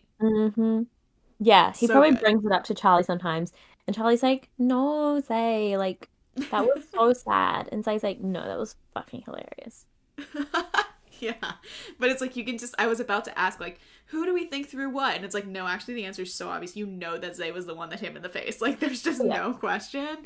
Whereas Charlie's like, let me go for the torso. Like, that's less awful. Yeah. Whereas Zay's like, no, I'm not passing up this opportunity. Yeah. Fuck that. He's like, oh, my arm's just too good. Sorry, I pass. Sorry. So funny. So yeah, that is the end of that. And the performers are really excited, and the techies are obviously not excited. It mentions that Dylan tries to, you know, help Asher with his hair already, and I'm just sitting there like, Asher probably like in tears, like, this is the worst experience of my life. Like, they threw paint at me. I am disgusting right now. Why was I made to do this? But on the flip side, I love, there's the moment of like, oh, well, first let me say, Zay and Charlie hug. Yeah. Charlie has an aneurysm. Yep. Charlie down. But then the other moment there is this moment of Riley, you know, Lucas being like, oh fuck, and Riley like trying, like reaching to help him, and there's this shot, you know, of like almost touching, almost making contact, perhaps a moment of delicate tenderness, but then it gets cut off because Maya pulls her into celebrating with the performers. And I just love that, like, the tension of that, of like, we're so close, yeah, and then we're so far. I think that's very, people should probably know this about me if they've read Ambition, but like, I am a writer that, when it comes to romance, I love a romantic tension moment, or like, you know, like a sexual tension moment of like, we're not doing the thing, But the fact that we like know there's tension there, and I just love, I'm like, tension is juicy. That's what I'm all about. So this is one of those very, very early examples of that. So then obviously it was unfair that they changed up the system. So Jade, I think it's interesting that she's the first one to snap of the techies, and she's the one to complain. And I'm like, slay, good for Jade. But it is just interesting because she is one who typically does not vocalize or speak up. She's one of the more shy ones. So you can tell it's like we're starting to cross lines that are really fomenting these polarizations. If even the more quiet people are like getting mad. So I think that's a really interesting moment. But Eric's like, okay, clearly that didn't work. Sorry. Well, his random idea about getting them to throw paint at each other didn't work. I'm shocked. Crazy. Who would have thought? So then the performer girls are like, woohoo, yay, we won. That was so much fun. I love tinting the techies with paint. Which is like, okay, that's mean. And Riley thinks it's mean, and she's like, you guys are all making this worse. Shut up. I'm leaving. And she goes, because again, she's like, I have to fix it, which is like, girl, you can't. But so it goes to like have to have a diplomatic moment with the techies while they're still cleaning themselves off. That's like if they're not, locked up in the booth. So she goes to the back entrance, which is where the techies were told to stay. And before she sees a devastating thing, we see, it just says very vaguely that like Dylan is using the heavy duty hose to clean off Dave and Asher. But in my head, the way that looks is like, if I were to elaborate, it's really more like he's using it on Dave, and then Dave takes it and is like, okay, Asher, it's your turn. And Asher's like, no. And so you have the moment of like Dylan like taking Asher by the waist and like holding him in front of the hose, and like that moment of like just Dave just letting loose with the hose. And that's like it's one of those great moments where it's like happening like kind of off to the side and like in the background. It's not the focus of the scene, but you're just like, oh my god. So good. I love them. Unfortunately, Riley makes an assumption, and then she has like she has her like sad girl hours, which is unnecessary. Riley, you really just like jumped like she jumped multiple conclusions. She sees Isa helping clean paint off of Lucas and like cleaning his face, and it's like this idea to her of like these two people who don't really like to be close to anybody, like look at them being close to each other, like fuck, like oh my god, like they are in love and I'm just like in the way and like inserting myself in the situation. But it's really funny because like I think we've talked about this at some point, but in reality, like she's seeing this and she's romanticizing it because she looks at Lucas and automatically romanticizes everything. But in reality, it's like much more likely that it was like Issa's like aggressively trying to get his paint off, and Lucas is like, Isa, that hurts, and she's like, I don't care, like could you shut up, stop being a baby, like that they're like basically very not romantic. But that's not how she sees it because she looks at Lucas and she's like, romance. So it's just the misconception, kind of hysterical. Utterly hilarious, because there is absolutely no way that there is anything like soft about that moment.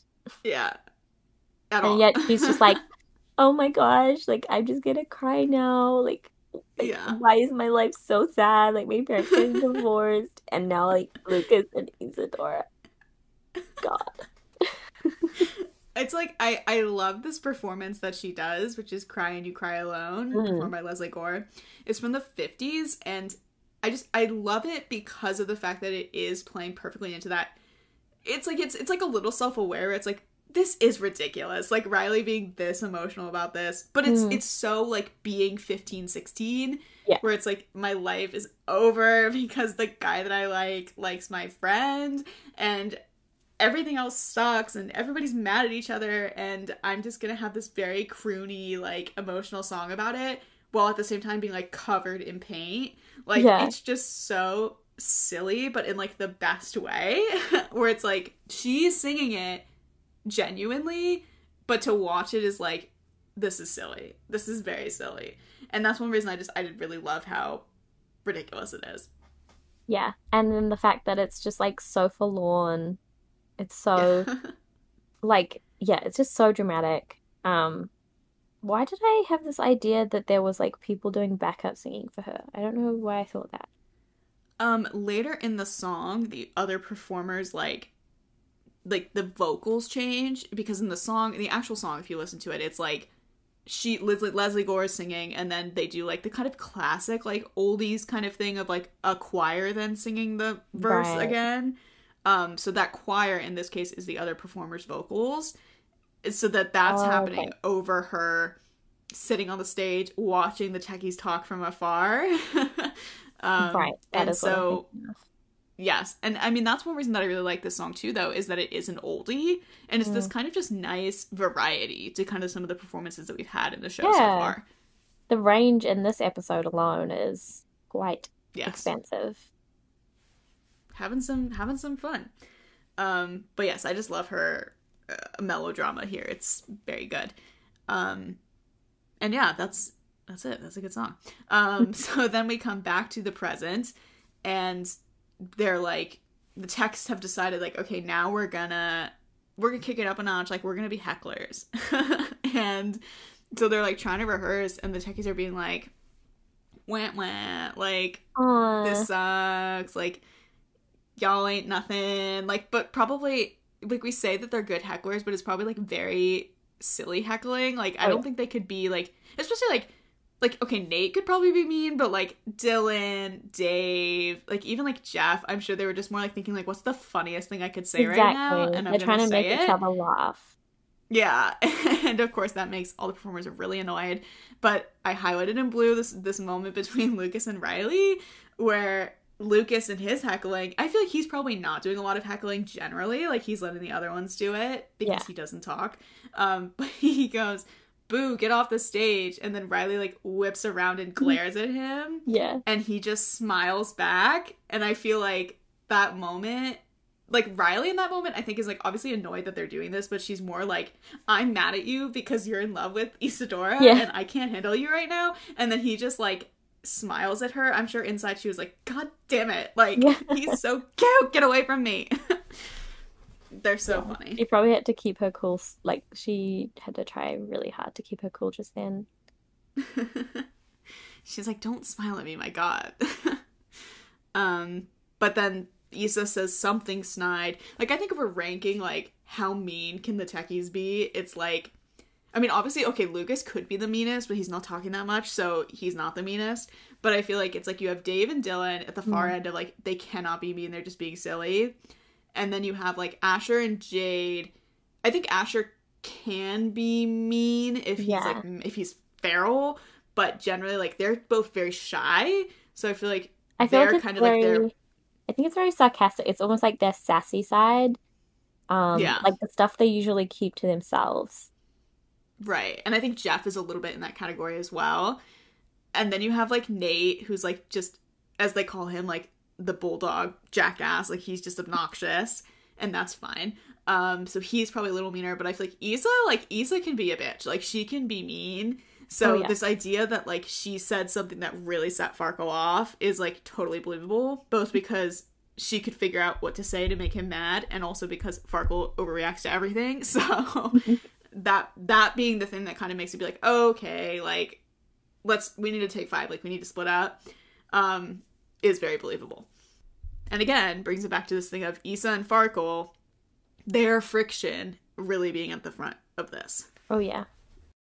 Like she knows how to step on his toes. Yes, absolutely. And I highlighted this line here in foreshadowing pink of it, the way that he's reacting so strongly.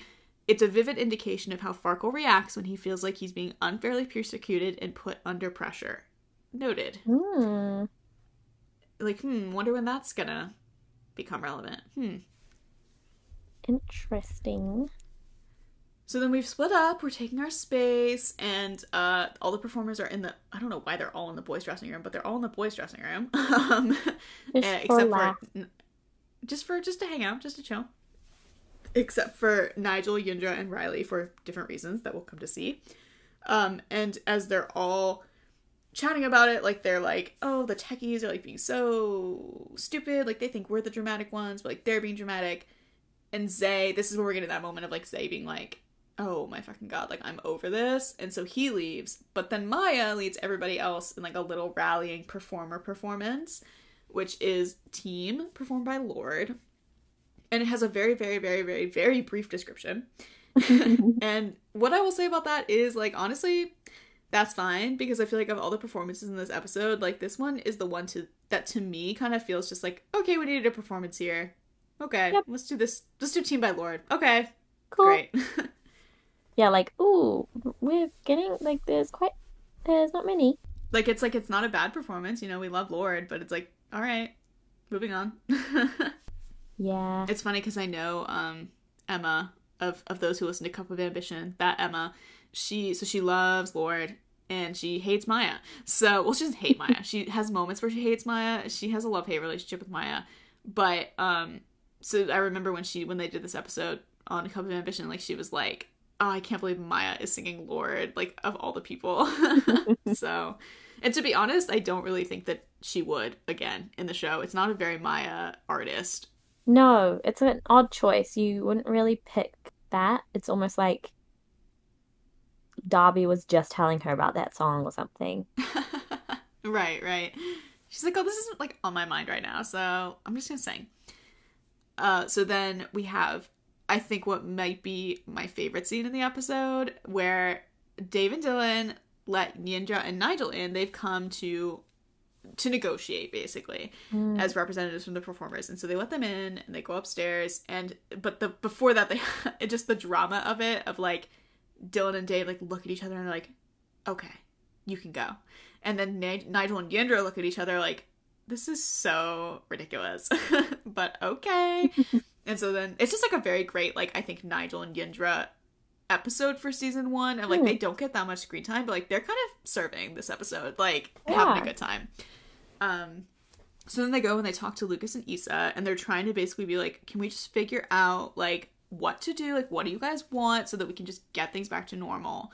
And I highlighted this exchange here, probably one of my favorites of the episode, where Lucas, again, in his little mode that he's in this episode, is like, who said we were interested in ceasefire? I'm kind of enjoying a little bit of chaos. Spices things up, don't you think? Mm-hmm. And Yindra is like, you are enjoying this way too much. And Nigel says, yeah, don't let anybody ever tell you you're not capable of being theatrical, Friar. And Lucas does his classic reverse smiley face. So I just love that. I think it's true, like they're highlighting like Lucas is so dramatic, and he's not dramatic, but like he is one of the most dramatic characters in the show. Oh, for sure. He is too theatrical. But basically they're like, listen, we just want to be able to have negotiations on a fair slate, so if you can get the two most difficult performers to come to the table, then maybe we can actually work something out. So Nigel and Yindra go to talk to them. And a little moment here that I think is funny is when they're like, oh, okay, they want to do this, like, meeting thing. Charlie is like, yeah, conflict resolution, that's really good. Let's do that. Like, he is so like, yay, no conflict. Let's end the conflict. I don't like conflict. But Maya and Farkle are not sold. And Farkle's like, no, I don't want to do this. But then Maya is the one that ultimately kind of like, is like, well, let's just see what they have to say. Okay, let's just see.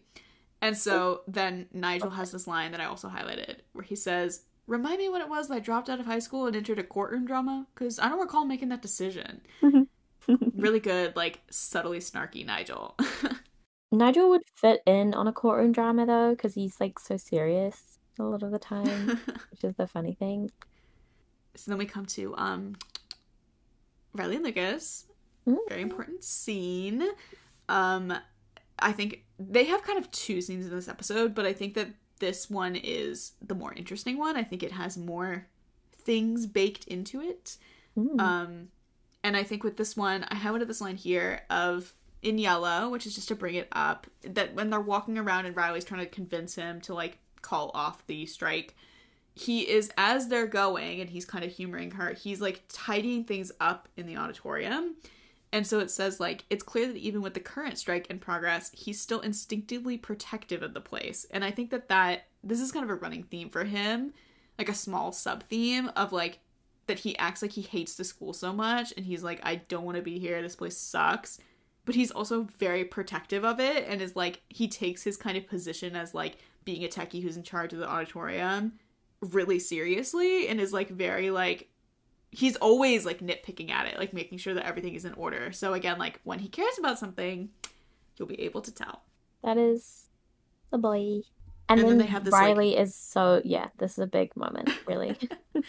they have this like little exchange about the page, and she's like, do you look at it like, because it's saying some things about me, and I just want to be clear that like they're not true. And it's like, you could see that being like, oh, like she just wants to be clear that like people saying things about her isn't true, but it's like, you know, it's because it's like it's all been about Charlie. And so she's trying to be like, I'm not with Charlie. I just wanted to be clear. Like, don't think that I'm with Charlie because I think you're with Isa, but don't think I'm with Charlie. Like, I just want to be very clear. And that whole conversation, Lucas is just like, okay. Like, why is this relevant to me? Then they get into this, I think, what is the much more interesting part of the scene and like the important part of the scene, which is Riley basically pointing out, like, you are the techies leader. Like, you are the leader. And Lucas is like, no, it's that's Dora. Like, you're wrong. And then Riley goes on this, like, very impassioned tangent of, like, well, yes, like, Dora is important, but you are the one that, like, inspires them, and you're the one that they look to, and you bring them comfort, and you have, like, you know, you motivate them. You're the engine. And I think that, obviously, there's the fact that she's, like, really gushing because she's in love. Yeah. But there's also just the thing of, like, all of this whole idea of, like, Lucas being a leader, you could take everything she says here and jump forward to season 3 with all of the political stuff. Yeah. And it's like same sentiment. Yeah, it's like this is just the precursor. Like this is the OG you're the leader speech. Mm-hmm. So good. Oh. And I do love that thing of like what Lucas says here of like why he's doing this stuff, and like it's our chance to change things, to make, you know, things better for the techies after us. No great moment in history happened because the fighting party put their hands and surrendered. Like, all of those things are still the same themes that make him want to run for president. Yeah. Of this thing of, like, I could change something that could affect other people after me and make it better for them. So I think that this scene is just such an interesting, to put in the context of the whole show, it's such an interesting scene for Lucas of, like, same kind of patterns that he ends up following in the future. And then there's another great little parallel moment where they have their parallel to in 102 when they stood on the steps and looked at each other, and then they sit on the steps and look at each other here. Of course, it is much softer. But then we come into maybe one of the more ridiculous scenes of the episode, which is where they meet up in the parking lot to have their big confrontation. And I just wanted to say that I really wish I could see all of their, like, shady meetup clothes, because they talk about, like, leather jackets and stuff like that, and I'm just like, how ridiculous are they being, like, with these outfits? Like, I'm sure Lucas, like, just looks the same as he does every day because he's always wearing, like, his black sweatshirt and his black jeans, but, like, the rest of them, I'm like, what did they think was, like, their, like, stakeout meeting clothes? Yeah, I feel like if anyone had asked, like, probably Dylan and Asher were like, what are you wearing, Lucas? And he was like, I don't know, like, my black outfit that I always wear. And they were like, oh, okay, we'll like try to look like that too. But it's just, he wasn't like dressing up. He was just like, I'm just wearing what I was already wearing earlier. Yeah. And I feel like that maybe this is the moment where Asher's showing up with the snapback, you know? Like, this is his moment to be, like, tough. But it's like, I'm trying to think about, like, the performers. Like, I'm like, what did Charlie wear to this? You know? Like, what is his perception of, like, oh, this is a serious moment. Like, what am I wearing? You know? Like, I feel like he probably showed up and looks, like, out of place with the rest of them because he just does not have the fashion vocabulary at this point to wear anything other than, like, well, here's my Gap polo. So, like, he's got, like, his Gap polo and his brown corduroy jacket, and he's like, yep. Really intense. Really it's intense, like, moment, guys. Like, oh, I wear, like, my most serious color, so it's, like, navy. Yeah. Exactly.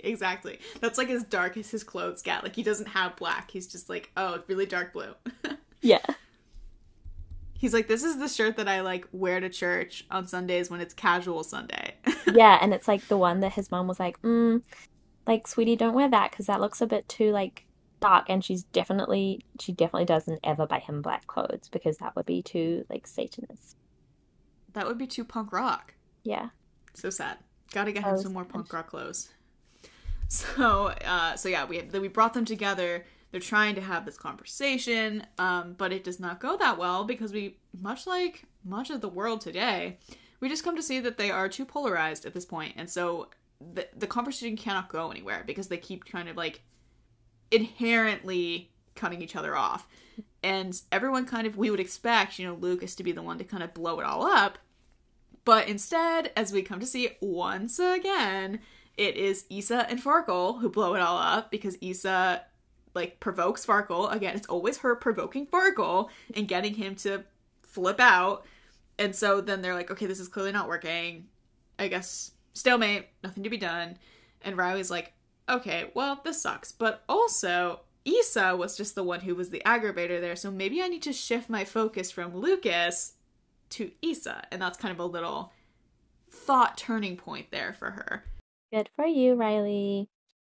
You are noticing things. You are connecting the dots. You love to see it. She is always connecting the dots because she is brilliant. So then we come back to, after that shit show, we come back to Farkle at the Minkus home. And this is, I believe, the first time we meet Stuart. I'm pretty sure. It could be. I could be wrong. Was he at that dinner scene in 102? Maybe. I don't really remember. Clearly not. He has not been importantly featured yet at this point.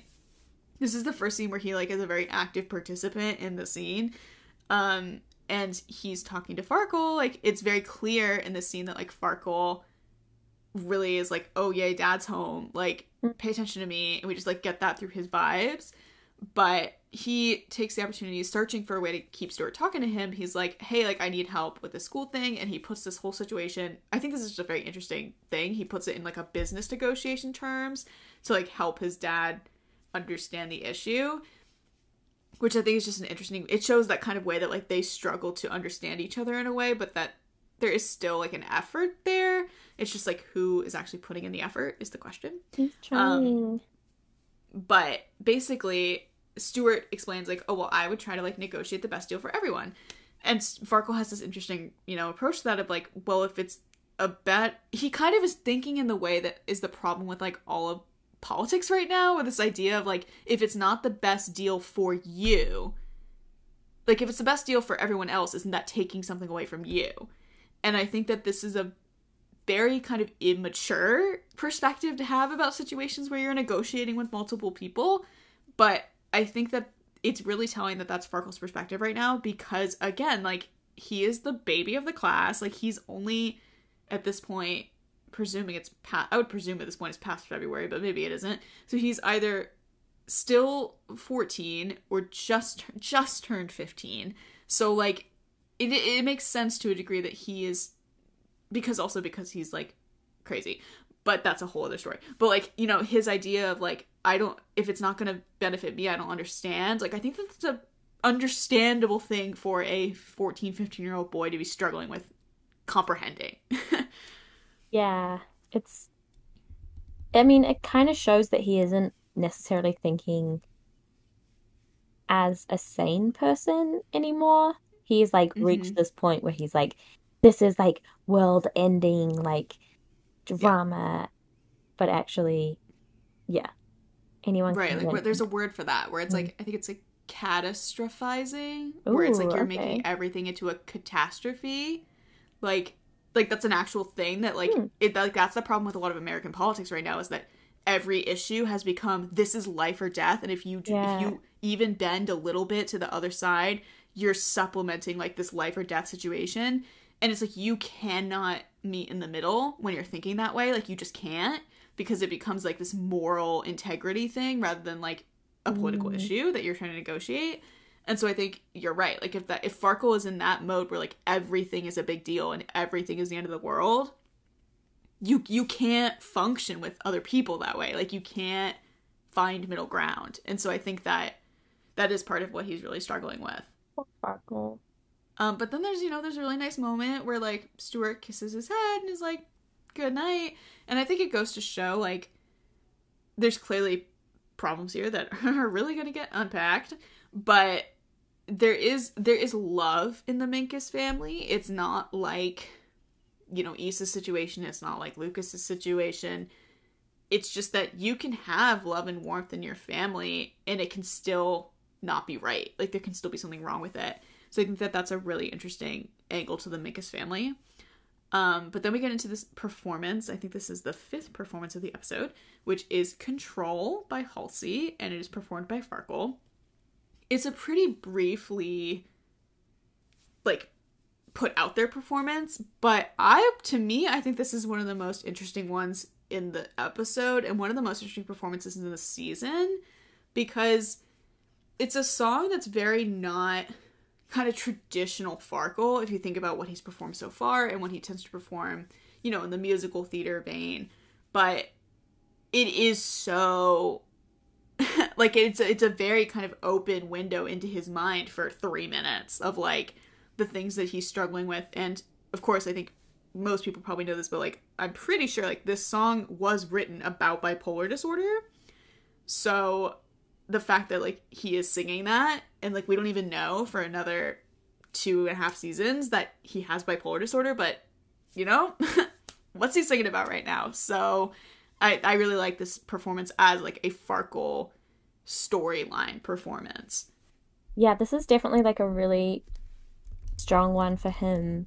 Like, when you think of, I mean, he kind of always does ones that are really strong for him. Like, he's very, it's not eclectic at all. It's like you always feel like he's doing these very like emotional things because he's so connected. Can't wait till season 2 because he's got so many in season 2. But yes, this is like a nice little intro to that vibe of drama. I'm Interesting. Trying to find... ... I thought I would pull up the lyrics because there was one lyric that I thought was like very specific to Farkle that I thought was interesting. I mean, I think a lot of this stuff is like kind of moving forward into next season and the state that he gets in. I mean, like lyrics like I tried to hold these secrets inside me, my mind's like a deadly disease. Which also is interesting because, as we know, like Farkle kind of randomly becomes this secret keeper where he just overhears people saying things and is like, wait, what am I supposed to do with this? Yeah. So there's that angle to it, but then there's also, of course, the mental health angle. I mean, the chorus of like, the kids cried out, please stop, you're scaring me, I can't help this awful energy, goddamn right you should be scared of me, who's in control?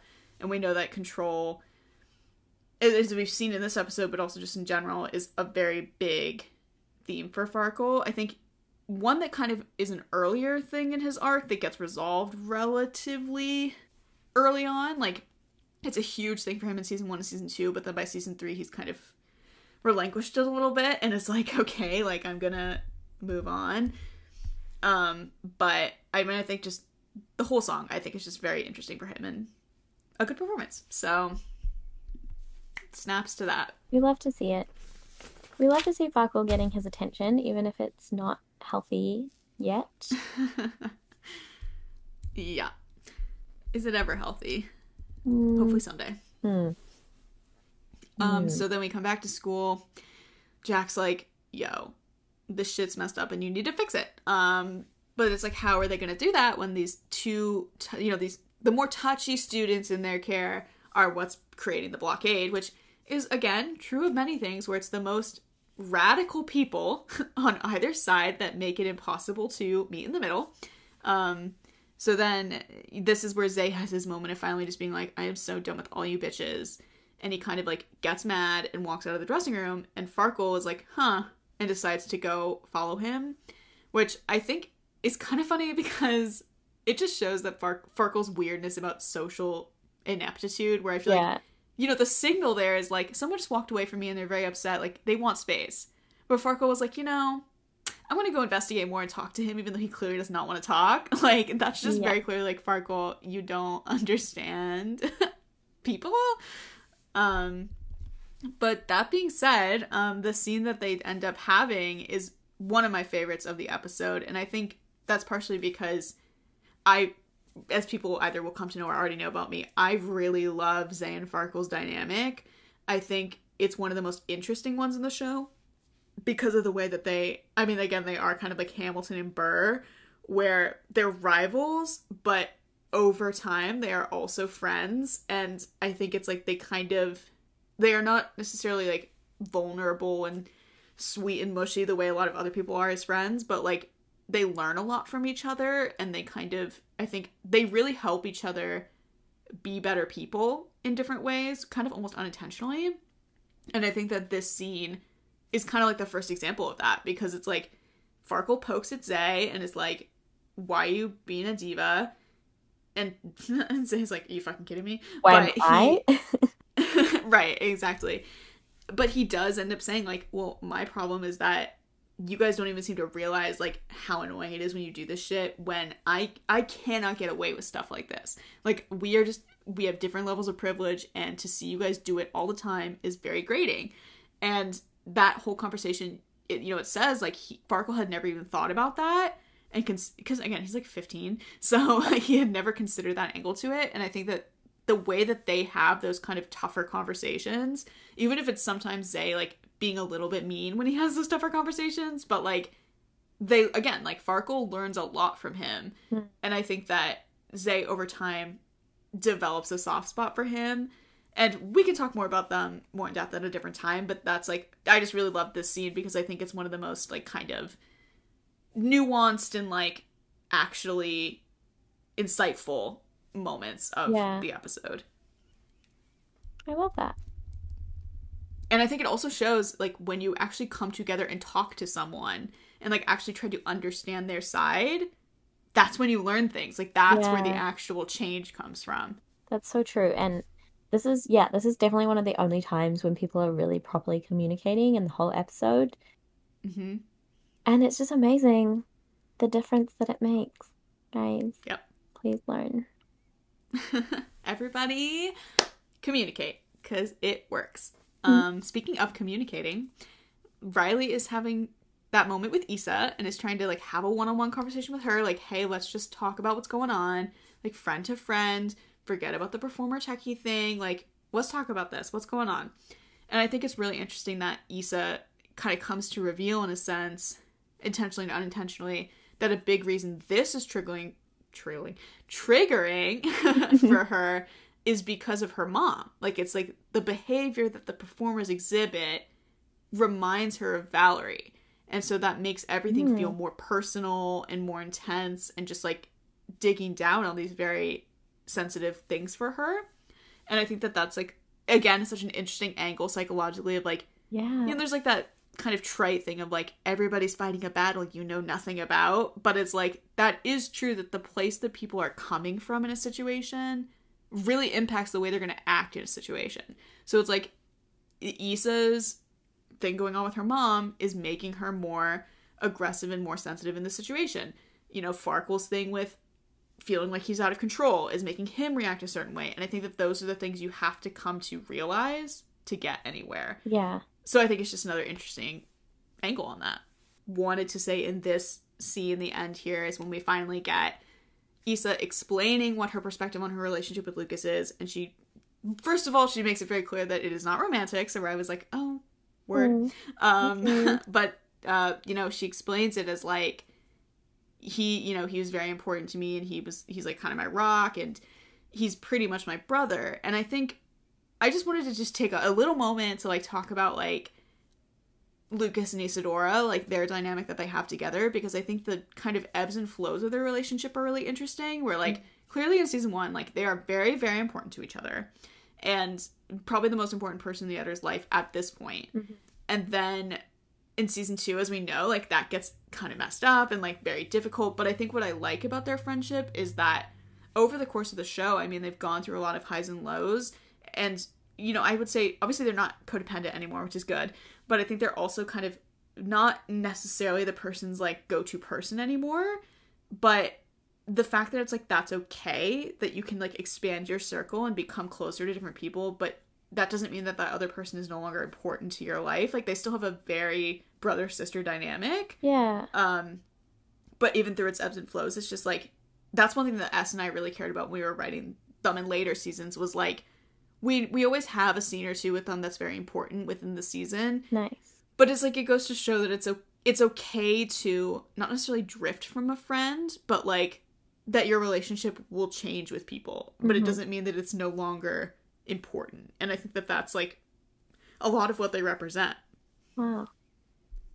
Yeah, it's that kind of like growing, but being mature about it. It's not like it's all dramatic. It's just that sometimes you have these different relationships with different people, and when you grow so that that part of your personality that was so dominant when you became friends with that person has like decreased, you can still get on with them and they can still support you if you're feeling like that and be like a comforting place.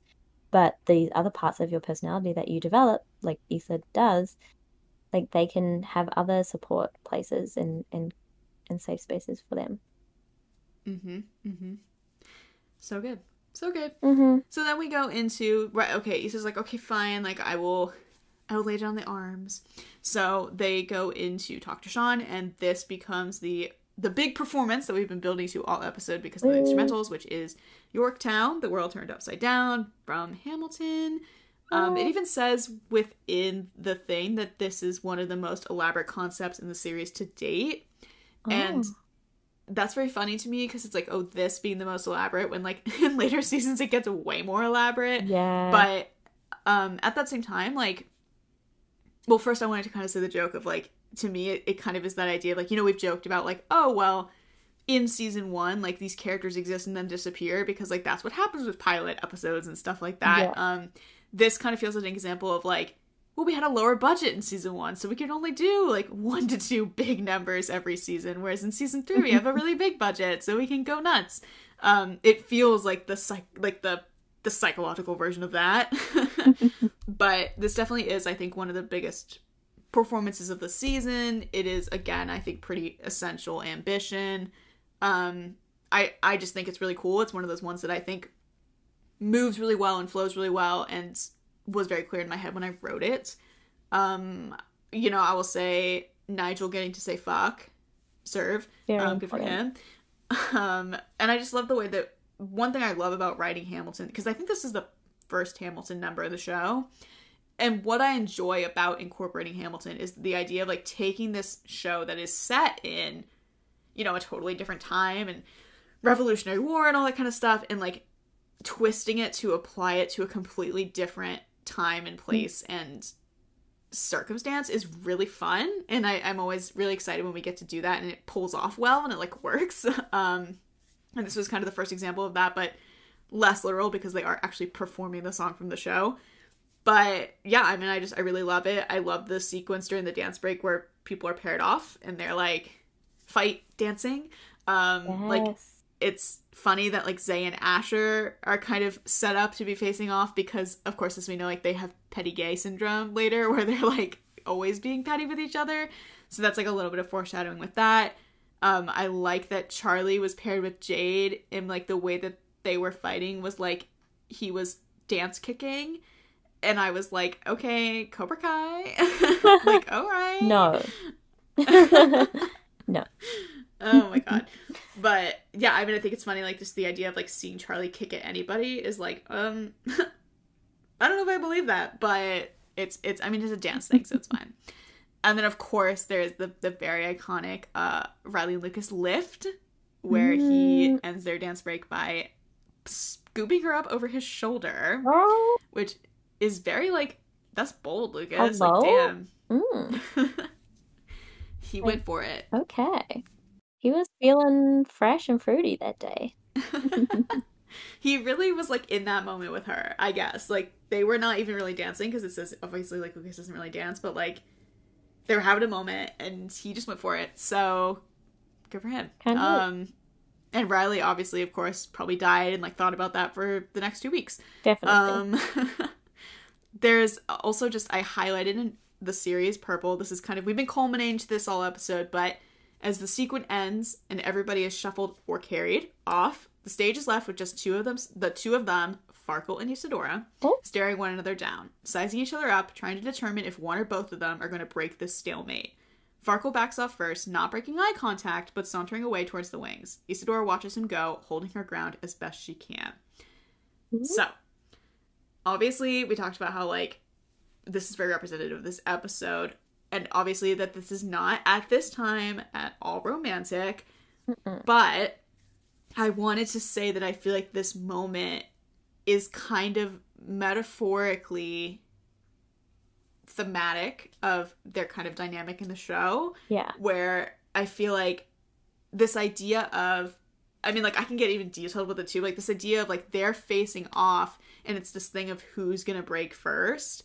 And that's a little bit what their like kind of Pride and Prejudice-y love thing is too, of like, they obviously at different times are more aware of it than others, but I feel like that was such a huge thing at the end of season 3 was like, one of them is gonna say it and it's gonna like break all this down, but they still have not. They're still like, no one is yet broken the stalemate and like really put that out there and forced them to reconcile it. And I think that this idea, if you want to get literal, this idea of the visual of them like having that stare off and like waiting for someone to break it and then Farkle backing off and leaving is kind of what happened at the end of season 3, where they were having the stalemate emotionally, and then Farkle left and he went to LA and gave up on it kind of. So I just think it's very interesting. I think that they are chef's kiss interesting. So I agree. It's like foreshadowing like many a time. Like they sit in the office in 206. They kind of, when Farkle is like going around apologizing, I think it is, and he goes up to her and he sort of says he has something else to say, but he doesn't say it. And yep, and she stands on the acting block so that they're the same height and they're staring each other down. Yep. Yeah, there's just a lot to that. Yes. And perhaps I can say there will be a lot to that in this current season that we are seasoning. So exciting. Ring the bell. Ding ding ding. Foreshadowing. Okay. So as the song's coming to an end, Farkle goes and talks to Angela, and then I just wanted to say, like, one reason I really love this performance is this ending part where it like gets quiet and builds to like the world turned upside down, and then it, you know, crescendos to the end. Because that part has always been so clear in my head of like that first like world turns upside down is just Farkle. Right. And then you bring in second world turns upside down, you bring Maya and Riley. And then the third world turns upside down, you add Zay and Charlie. And then you add the rest of the performers on that fourth one when it builds into the rest of the performance. And I love this idea too of like the way that it talks about, I mean, even in the episode it talks about the techie elements getting layered back into it, like the lights coming back up and Dave and Nate putting set pieces on the stage again. And I just think that that whole concept of like this song underscoring the theoretical thing of them coming back together is very cool. And I really love the ending of the performance. And I think that's why it's one of the Ambition greats. I mean, I definitely had not listened to it before this. I had not listened to Hamilton prior to Ambition starting, so I think as like an introduction to Hamilton songs, really good. It's one of my favorites, definitely. I think it's one of the strongest of the show, because I mean the thing is, it's totally understandable to like not necessarily want to jump into Hamilton, because when you see it and it's like 40 songs and it's like 2 acts, you're like, I can't do this. So I think that's very understandable. And there's a lot of songs in the middle too that are like, okay. But this is one of those ones that I think is like, even just on its own, is like really cool music, like really cool build and like all this kind of stuff. So I think it is a good one to, in terms of Ambition, to even be like the first Ambition Hamilton, Ambleton, like I don't know, like the first Ambition. Oh my god, the first Ambition song, because yeah, it is one of the stronger ones, and it is so vivid. Like I think that really, like I agree. I think it's a good one to kind of be like, oh, like that's fun. Yes, and it's very choral.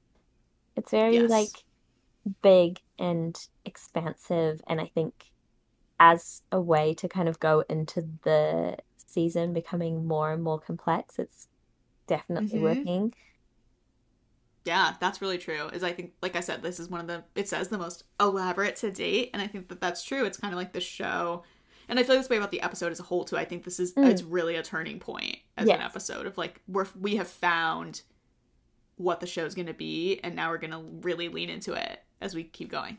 Yeah, and definitely it kind of is emblematic of the world, obviously the world turning upside down. This, you think you kind of know what the show is doing, and then it's sort of like, oop, like you can't really tell, and it's like also that Mm-hmm. the end of the season, it feels like it could be the end of the season, like it's so big. Is this meant to be like a mid-season, would you say, or no?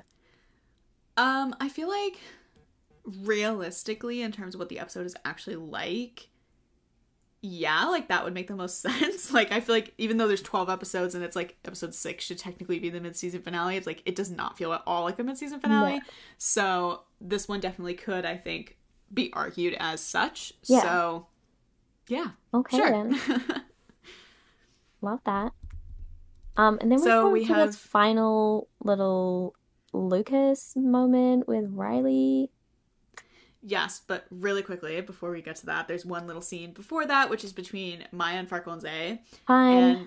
And I had to talk about my divas. I'm sorry. I just wanted to but skip to the Lucas Riley moment, but we're gonna get there. It's like the second to last moment. So, but you know, I just like that again. Like it kind of shows a weird form of camaraderie between Farkle and Zay, where he's like, I like really put down my guard and like really gave up a lot to like be nice. So yeah, and Zay's like, wow, you're so brave. Like I think that it's just sarcastic, but I like this idea that it's like we really actually don't get a lot of like diva trio scenes specifically. No. Like obviously they interact a lot through class, but like to actually have just the three of them in a scene is very fun for me because I love all of their individual dynamics and their dynamic as a trio.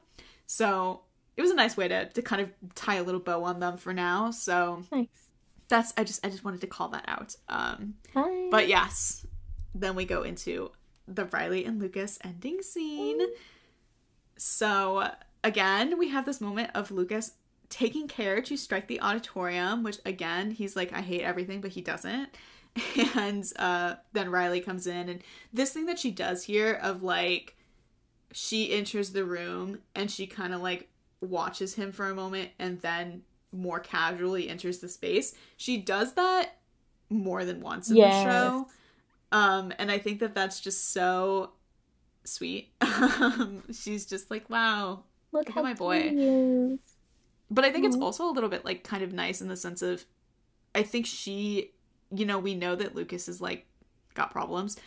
So that she kind of takes a moment and then like finds a way to enter to not surprise him, you know, like to not necessarily like startle him, but like enter the scene in a very like unthreatening way, I think is like very thoughtful and like very intrinsic to the way that she treats him, I guess. Like that she's like, I want to be with him literally right here, but you know, also like metaphorically, but like I don't want to impose myself on him. And I think that that's like a really thoughtful thing that she approaches their dynamic with.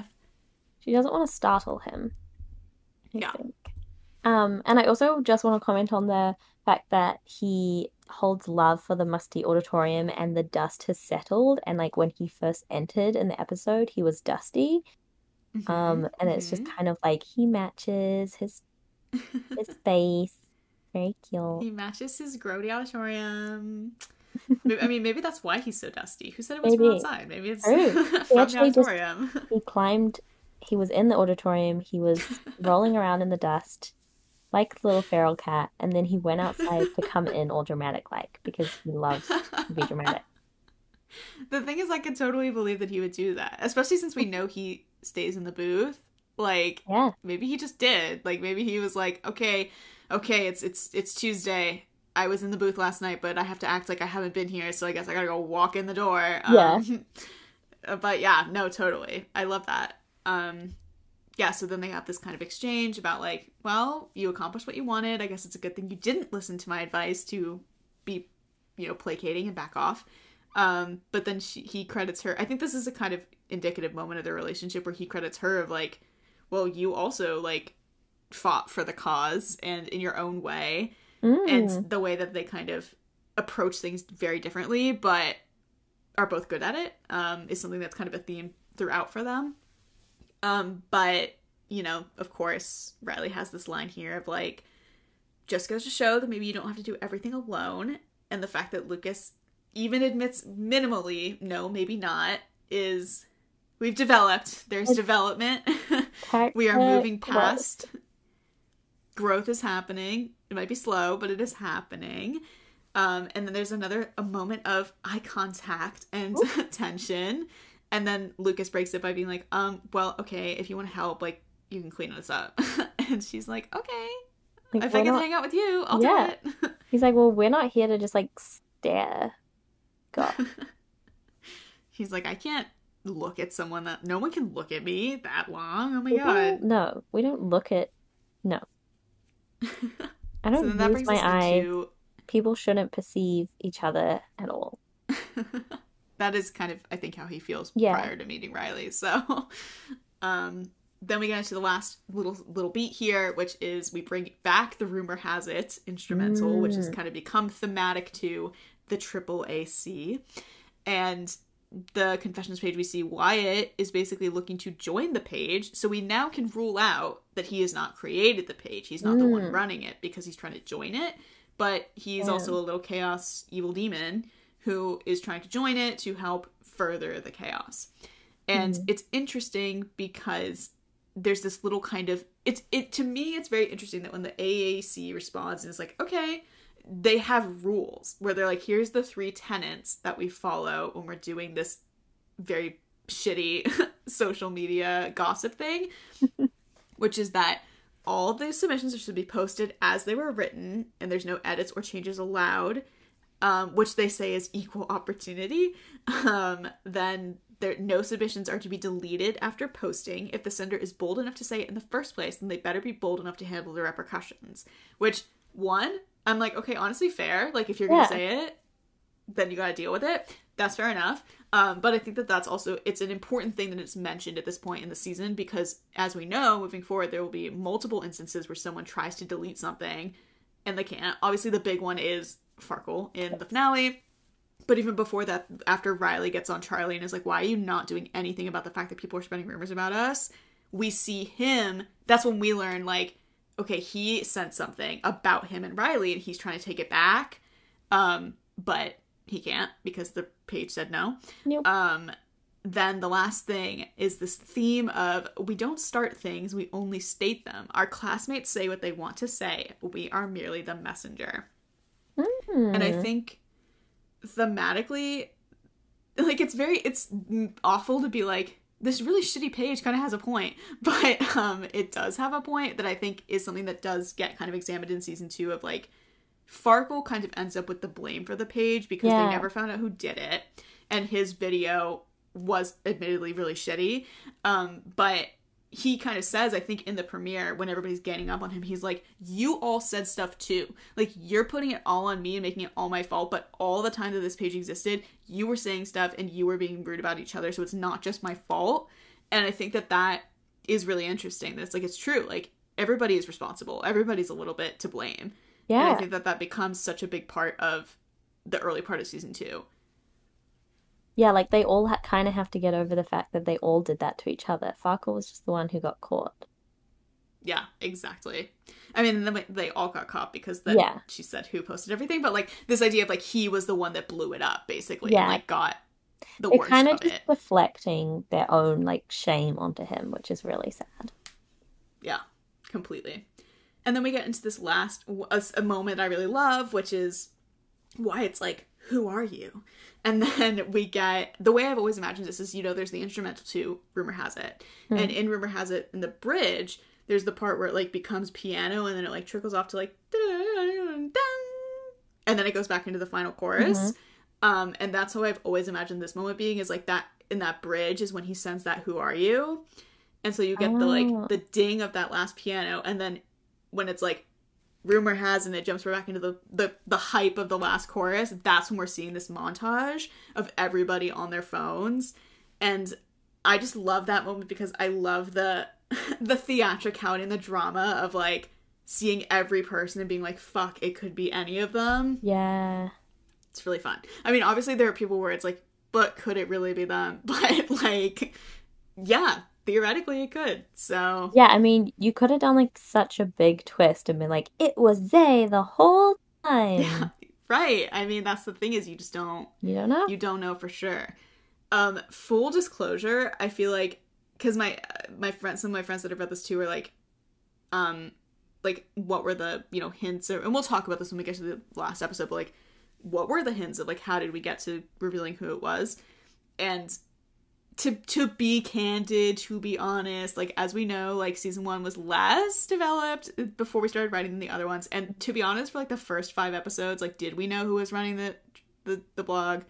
No. It was kind of like we knew it was, obviously we knew who it wasn't, but it was very much like we were still trying to figure out, and we even actually debated for a long time, this is a fun fact, that we would never reveal who did it. It was going to be like it just blew up and we knew who it wasn't, but we were going to go with this idea of like the person who did it doesn't really matter, because it comes back to that thing of like it's about everybody doing it and participating. But then when we got to like episode 11 or episode 12, like I was like, it would be really unsatisfying to like never find out who did it. Like I feel like if I was a viewer, I'd be annoyed. So that's when we were like, no, let's like lock it down and like we will find the right way to reveal it. And that's when we put it in the last episode. But yeah, I mean, so here when we were like, it could be anybody, in some ways it was like, well, it really kind of could be anybody. So, but yeah, I mean, the only person that's not listed there is Riley. And that's because she obviously could not do it because it was there before she showed up. So I kind of love like the person who does it as well is like, I'm gonna be so diabolical. I'm gonna be so menacing. I'm gonna turn everyone against each other. I'm also gonna delegate to Wyatt because I don't want to do it that much. Like I'm a bit bored now. Like I don't want to have like I have other things to do. I have a life to live. So I'm just gonna get my minion on that, and then I'll just be over here. You know. I think it's also a little bit interesting that you say that because of this idea of like when, I mean, we can just say because people theoretically have read this, when Chai started this, I think it was much more of like, it was petty, you know, it was just like let people say their stupid shit about each other and then like whatever. And the thing is, we saw in this episode, like Wyatt's post that he sent was, it says like it was the first kind of moment where it became like less about gossip and more like harsh and like actually bullying almost in a sense. Yeah. And I think that in some ways I could see Chai as it starts to spiral over the rest of the season with what Farkle sends, you know, like on all this stuff. I could see her kind of being like, oh shit, like I don't know how to stop this now. Like I created this monster that is spiraling out of control. So I could, in that way of like, okay, well, Wyatt can deal with it. That's great. But her kind of deleting it and just escaping it, I think could be a little symptomatic of like her being like, this became something I did not intend for it to. Like, yes, I had shitty intentions to begin with, but it was supposed to be stupid. Like, it wasn't supposed to be like, oh, we're gonna literally bully the fuck out of Lucas for days on end. You know what I mean? Like, I think it got out of control. Yeah, I think it was probably more like, I need a place where, like, say, Darby can send in a post being like, it kind of sucks when, like, people are mean. And, like, you know, like, Dylan can, like, be like, I thought it was really funny when Farkle fell over and it was me who put that thing there that he tripped on or something, you know, like... Or Nate submitting whatever he submitted in 102 that we said this was probably him, where it's just like, oh, when Riley fell and Nate videotaped it and was just like, here, put this up there, I don't care. Like, that kind of stuff is like, it's mean, but it's like stupid. Like, it's like, okay, this doesn't really matter. But I think when it actually started to become like vitriolic and like genuinely cruel, it's like that's when Chai was like, fuck, like, what do I do about this? Yeah. She's like, oops, so I created a monster bigger than itself. Oopsie, I'm gonna leave. Goodbye. Gotta get out of here. Yeah. And she's like, great, Farkle, perfect scapegoat. Love it. Bye-bye. So yeah, that is the beautiful episode that is Black, the Color of Tacky Scorned. Beautiful. So how does this one rank for you, Maddie? Where does it fall on your list? Can I remember? I will find the list. Here it is. Nope, that's yours. Here's mine. I feel like it's... Okay, why isn't it not open? It's... Scrolling down. Scrolling down. Scrolling down. Oh, it's... Number 33. Okay. So it's above most of pretty much all the ones before it, but none of the ones after it, really, except for uh like a couple of season 3 that I just can't remember what happened in. Okay, interesting. Interesting. Yeah. What about For you? me, it is number 9. Mm, So it is very, very high up. It is one of yeah. only 2 season 1s to break my top 10. And the other one, we'll find out what it is. But it's the highest of season 1 because number 10 is the other season 1 episode. Hmm. Like I said, I mean, it has been a very long favorite of mine. So it has a very nostalgic, special Yeah. place in my heart. And I think part of that is because, like I said, this really felt like a turning point, and it felt like when it was like Mm. really locking in. And like when I was looking at the fact that now we actually have dates of when these episodes are posted, like you can kind of see that in that as well, because it really was like this was May 31st, and then the finale was June 21st. So like over the next Wow. 3 weeks, it was 8, 9, 10, 11, 12. It was Like it was really just like, close. yes. Which part of that is like, okay, the episodes are much shorter. Like, so Yeah. it makes sense. Like, oh, okay, I can write a 10K episode in 4 days versus like, oh, a 60K episode, whatever, like 401 was. So it's a little Yeah. different in that sense. But I think this really was just like, to me, it feels quintessential ambition because it was when the show really became the show. And I think that's why it's so special to me. Yeah. It's a big one. It really gets things going. There's some great Lucas and Riley moments. There's some good performances. There's some Mm-hmm. fun, iconic lines. There's some fun, iconic moments with the paint and the revolution vibes. There's a lot of foreshadowing. There's a lot of themes. So it's like, Yes. yeah, of Essential course. ambition. Yeah. It definitely is one where you can kind of imagine, like, if you were making a list of like essential ambition episodes, you would be like, okay, watch the first one just because it's the first one. Yeah. Then watch episode 107, probably. Yeah. Or like if you, I mean, obviously we will never know this, but like when people do like, oh, the top 10 IMDb rated episodes, like I could see this one like potentially cracking that top 10. Um, No, there's going to be so many other ones in the top 10, Maggie. What are you talking about? okay, well, clearly now we'll have to have an episode of the podcast that's just we debate what the top 10 would be on IMDb. Yeah. People can submit their predictions or their thoughts on that. But I will make a note about that in our Notion later. But Yeah. yeah, I mean, I think it's a good one. I personally I think love the it a lot. top 10 on IMDb would be the top 10 that I have ranked, but that's just me. I think it's like when you think about it in the IMDb sense, it's almost like you have to think about it not just about like, oh, what do I like about this episode, but it's like Yeah. like what's iconic about a show or that episode, like that feels again like quintessential blank show. And then you also have to think about like often finales rank really high because it's like all the emotions and like they're wrapping up whatever's going on. And then also like you have to think about because people vote for the IMDb rating, so it's like ships, like what's going on with ships in that episode because that can really affect. So it's like it's a different kind of thinking than just like do I like this episode? Yeah. Um But I so that think the could ones that genuinely I be a really ranked, interesting I mean, conversation.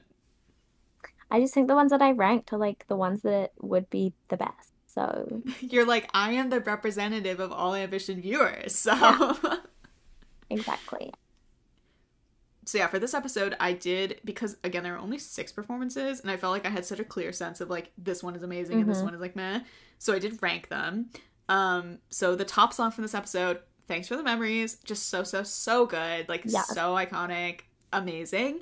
The second one's Yorktown because also very quintessential ambition, very, again, I love that ending. I just love the way it ties into the whole conflict. Very fun. The third one I had Control because I think it's such an interesting character moment and such an interesting kind of diversion from what we usually get from Farkle and what we usually get on the show. Which this episode had a lot of that, like we talked about.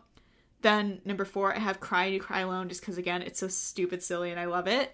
5 was Come Out and Play just because in terms of a performance, it's not really a performance. Like, it's more of like an underscore to the paint battle sequence, and the paint battle sequence is not a performance, so it was not going to make it rank higher, even though it is iconic. Yeah. And then the last one is Team because it, compared to everything else, it's just like, okay. Sure, sing your song, Maya. All right. Yeah, it's like this is the only time when Lord kind of didn't like slay. And maybe it was because Maya sang it. Yeah, could be. No, it's true though, because I feel like the other Lorde songs that are in the show are like pretty iconic concepts, or like pretty emotional moments. I mean, like Liability, very emotional. Love Club, very iconic. Rivalry, dramatic moment. So yeah, that makes sense. Oh, and the Louvre, which is not a performance, but like, I mean, one of the most iconic song moments in Ambition. So we'll come back to that. Yes, we will. Then yeah, for my favorite character this episode, obviously it's super easy. It was Lucas, because this is kind of one of his episodes, I think. But I had Farkle as a close second because I find I want to study him like a bug. So yes, yeah, I would say this is the Lucas episode for me. I don't know if I say that every single time, but that's how it is. He did serve. It was kind of the first episode too where I feel like he really was kind of the front and center character, because obviously he's been important in other episodes, but this was like much like 106 felt like Zay's episode, because his plot was so the through line kind of emotionally. That, I mean, Lucas, he is the whole, it says like he's the engine, he's the motivation, he's the spark, like that's what he is in this episode. So yeah, there you have it. There you have it. So next time we will be talking about 108s. So we are moving right along in this season.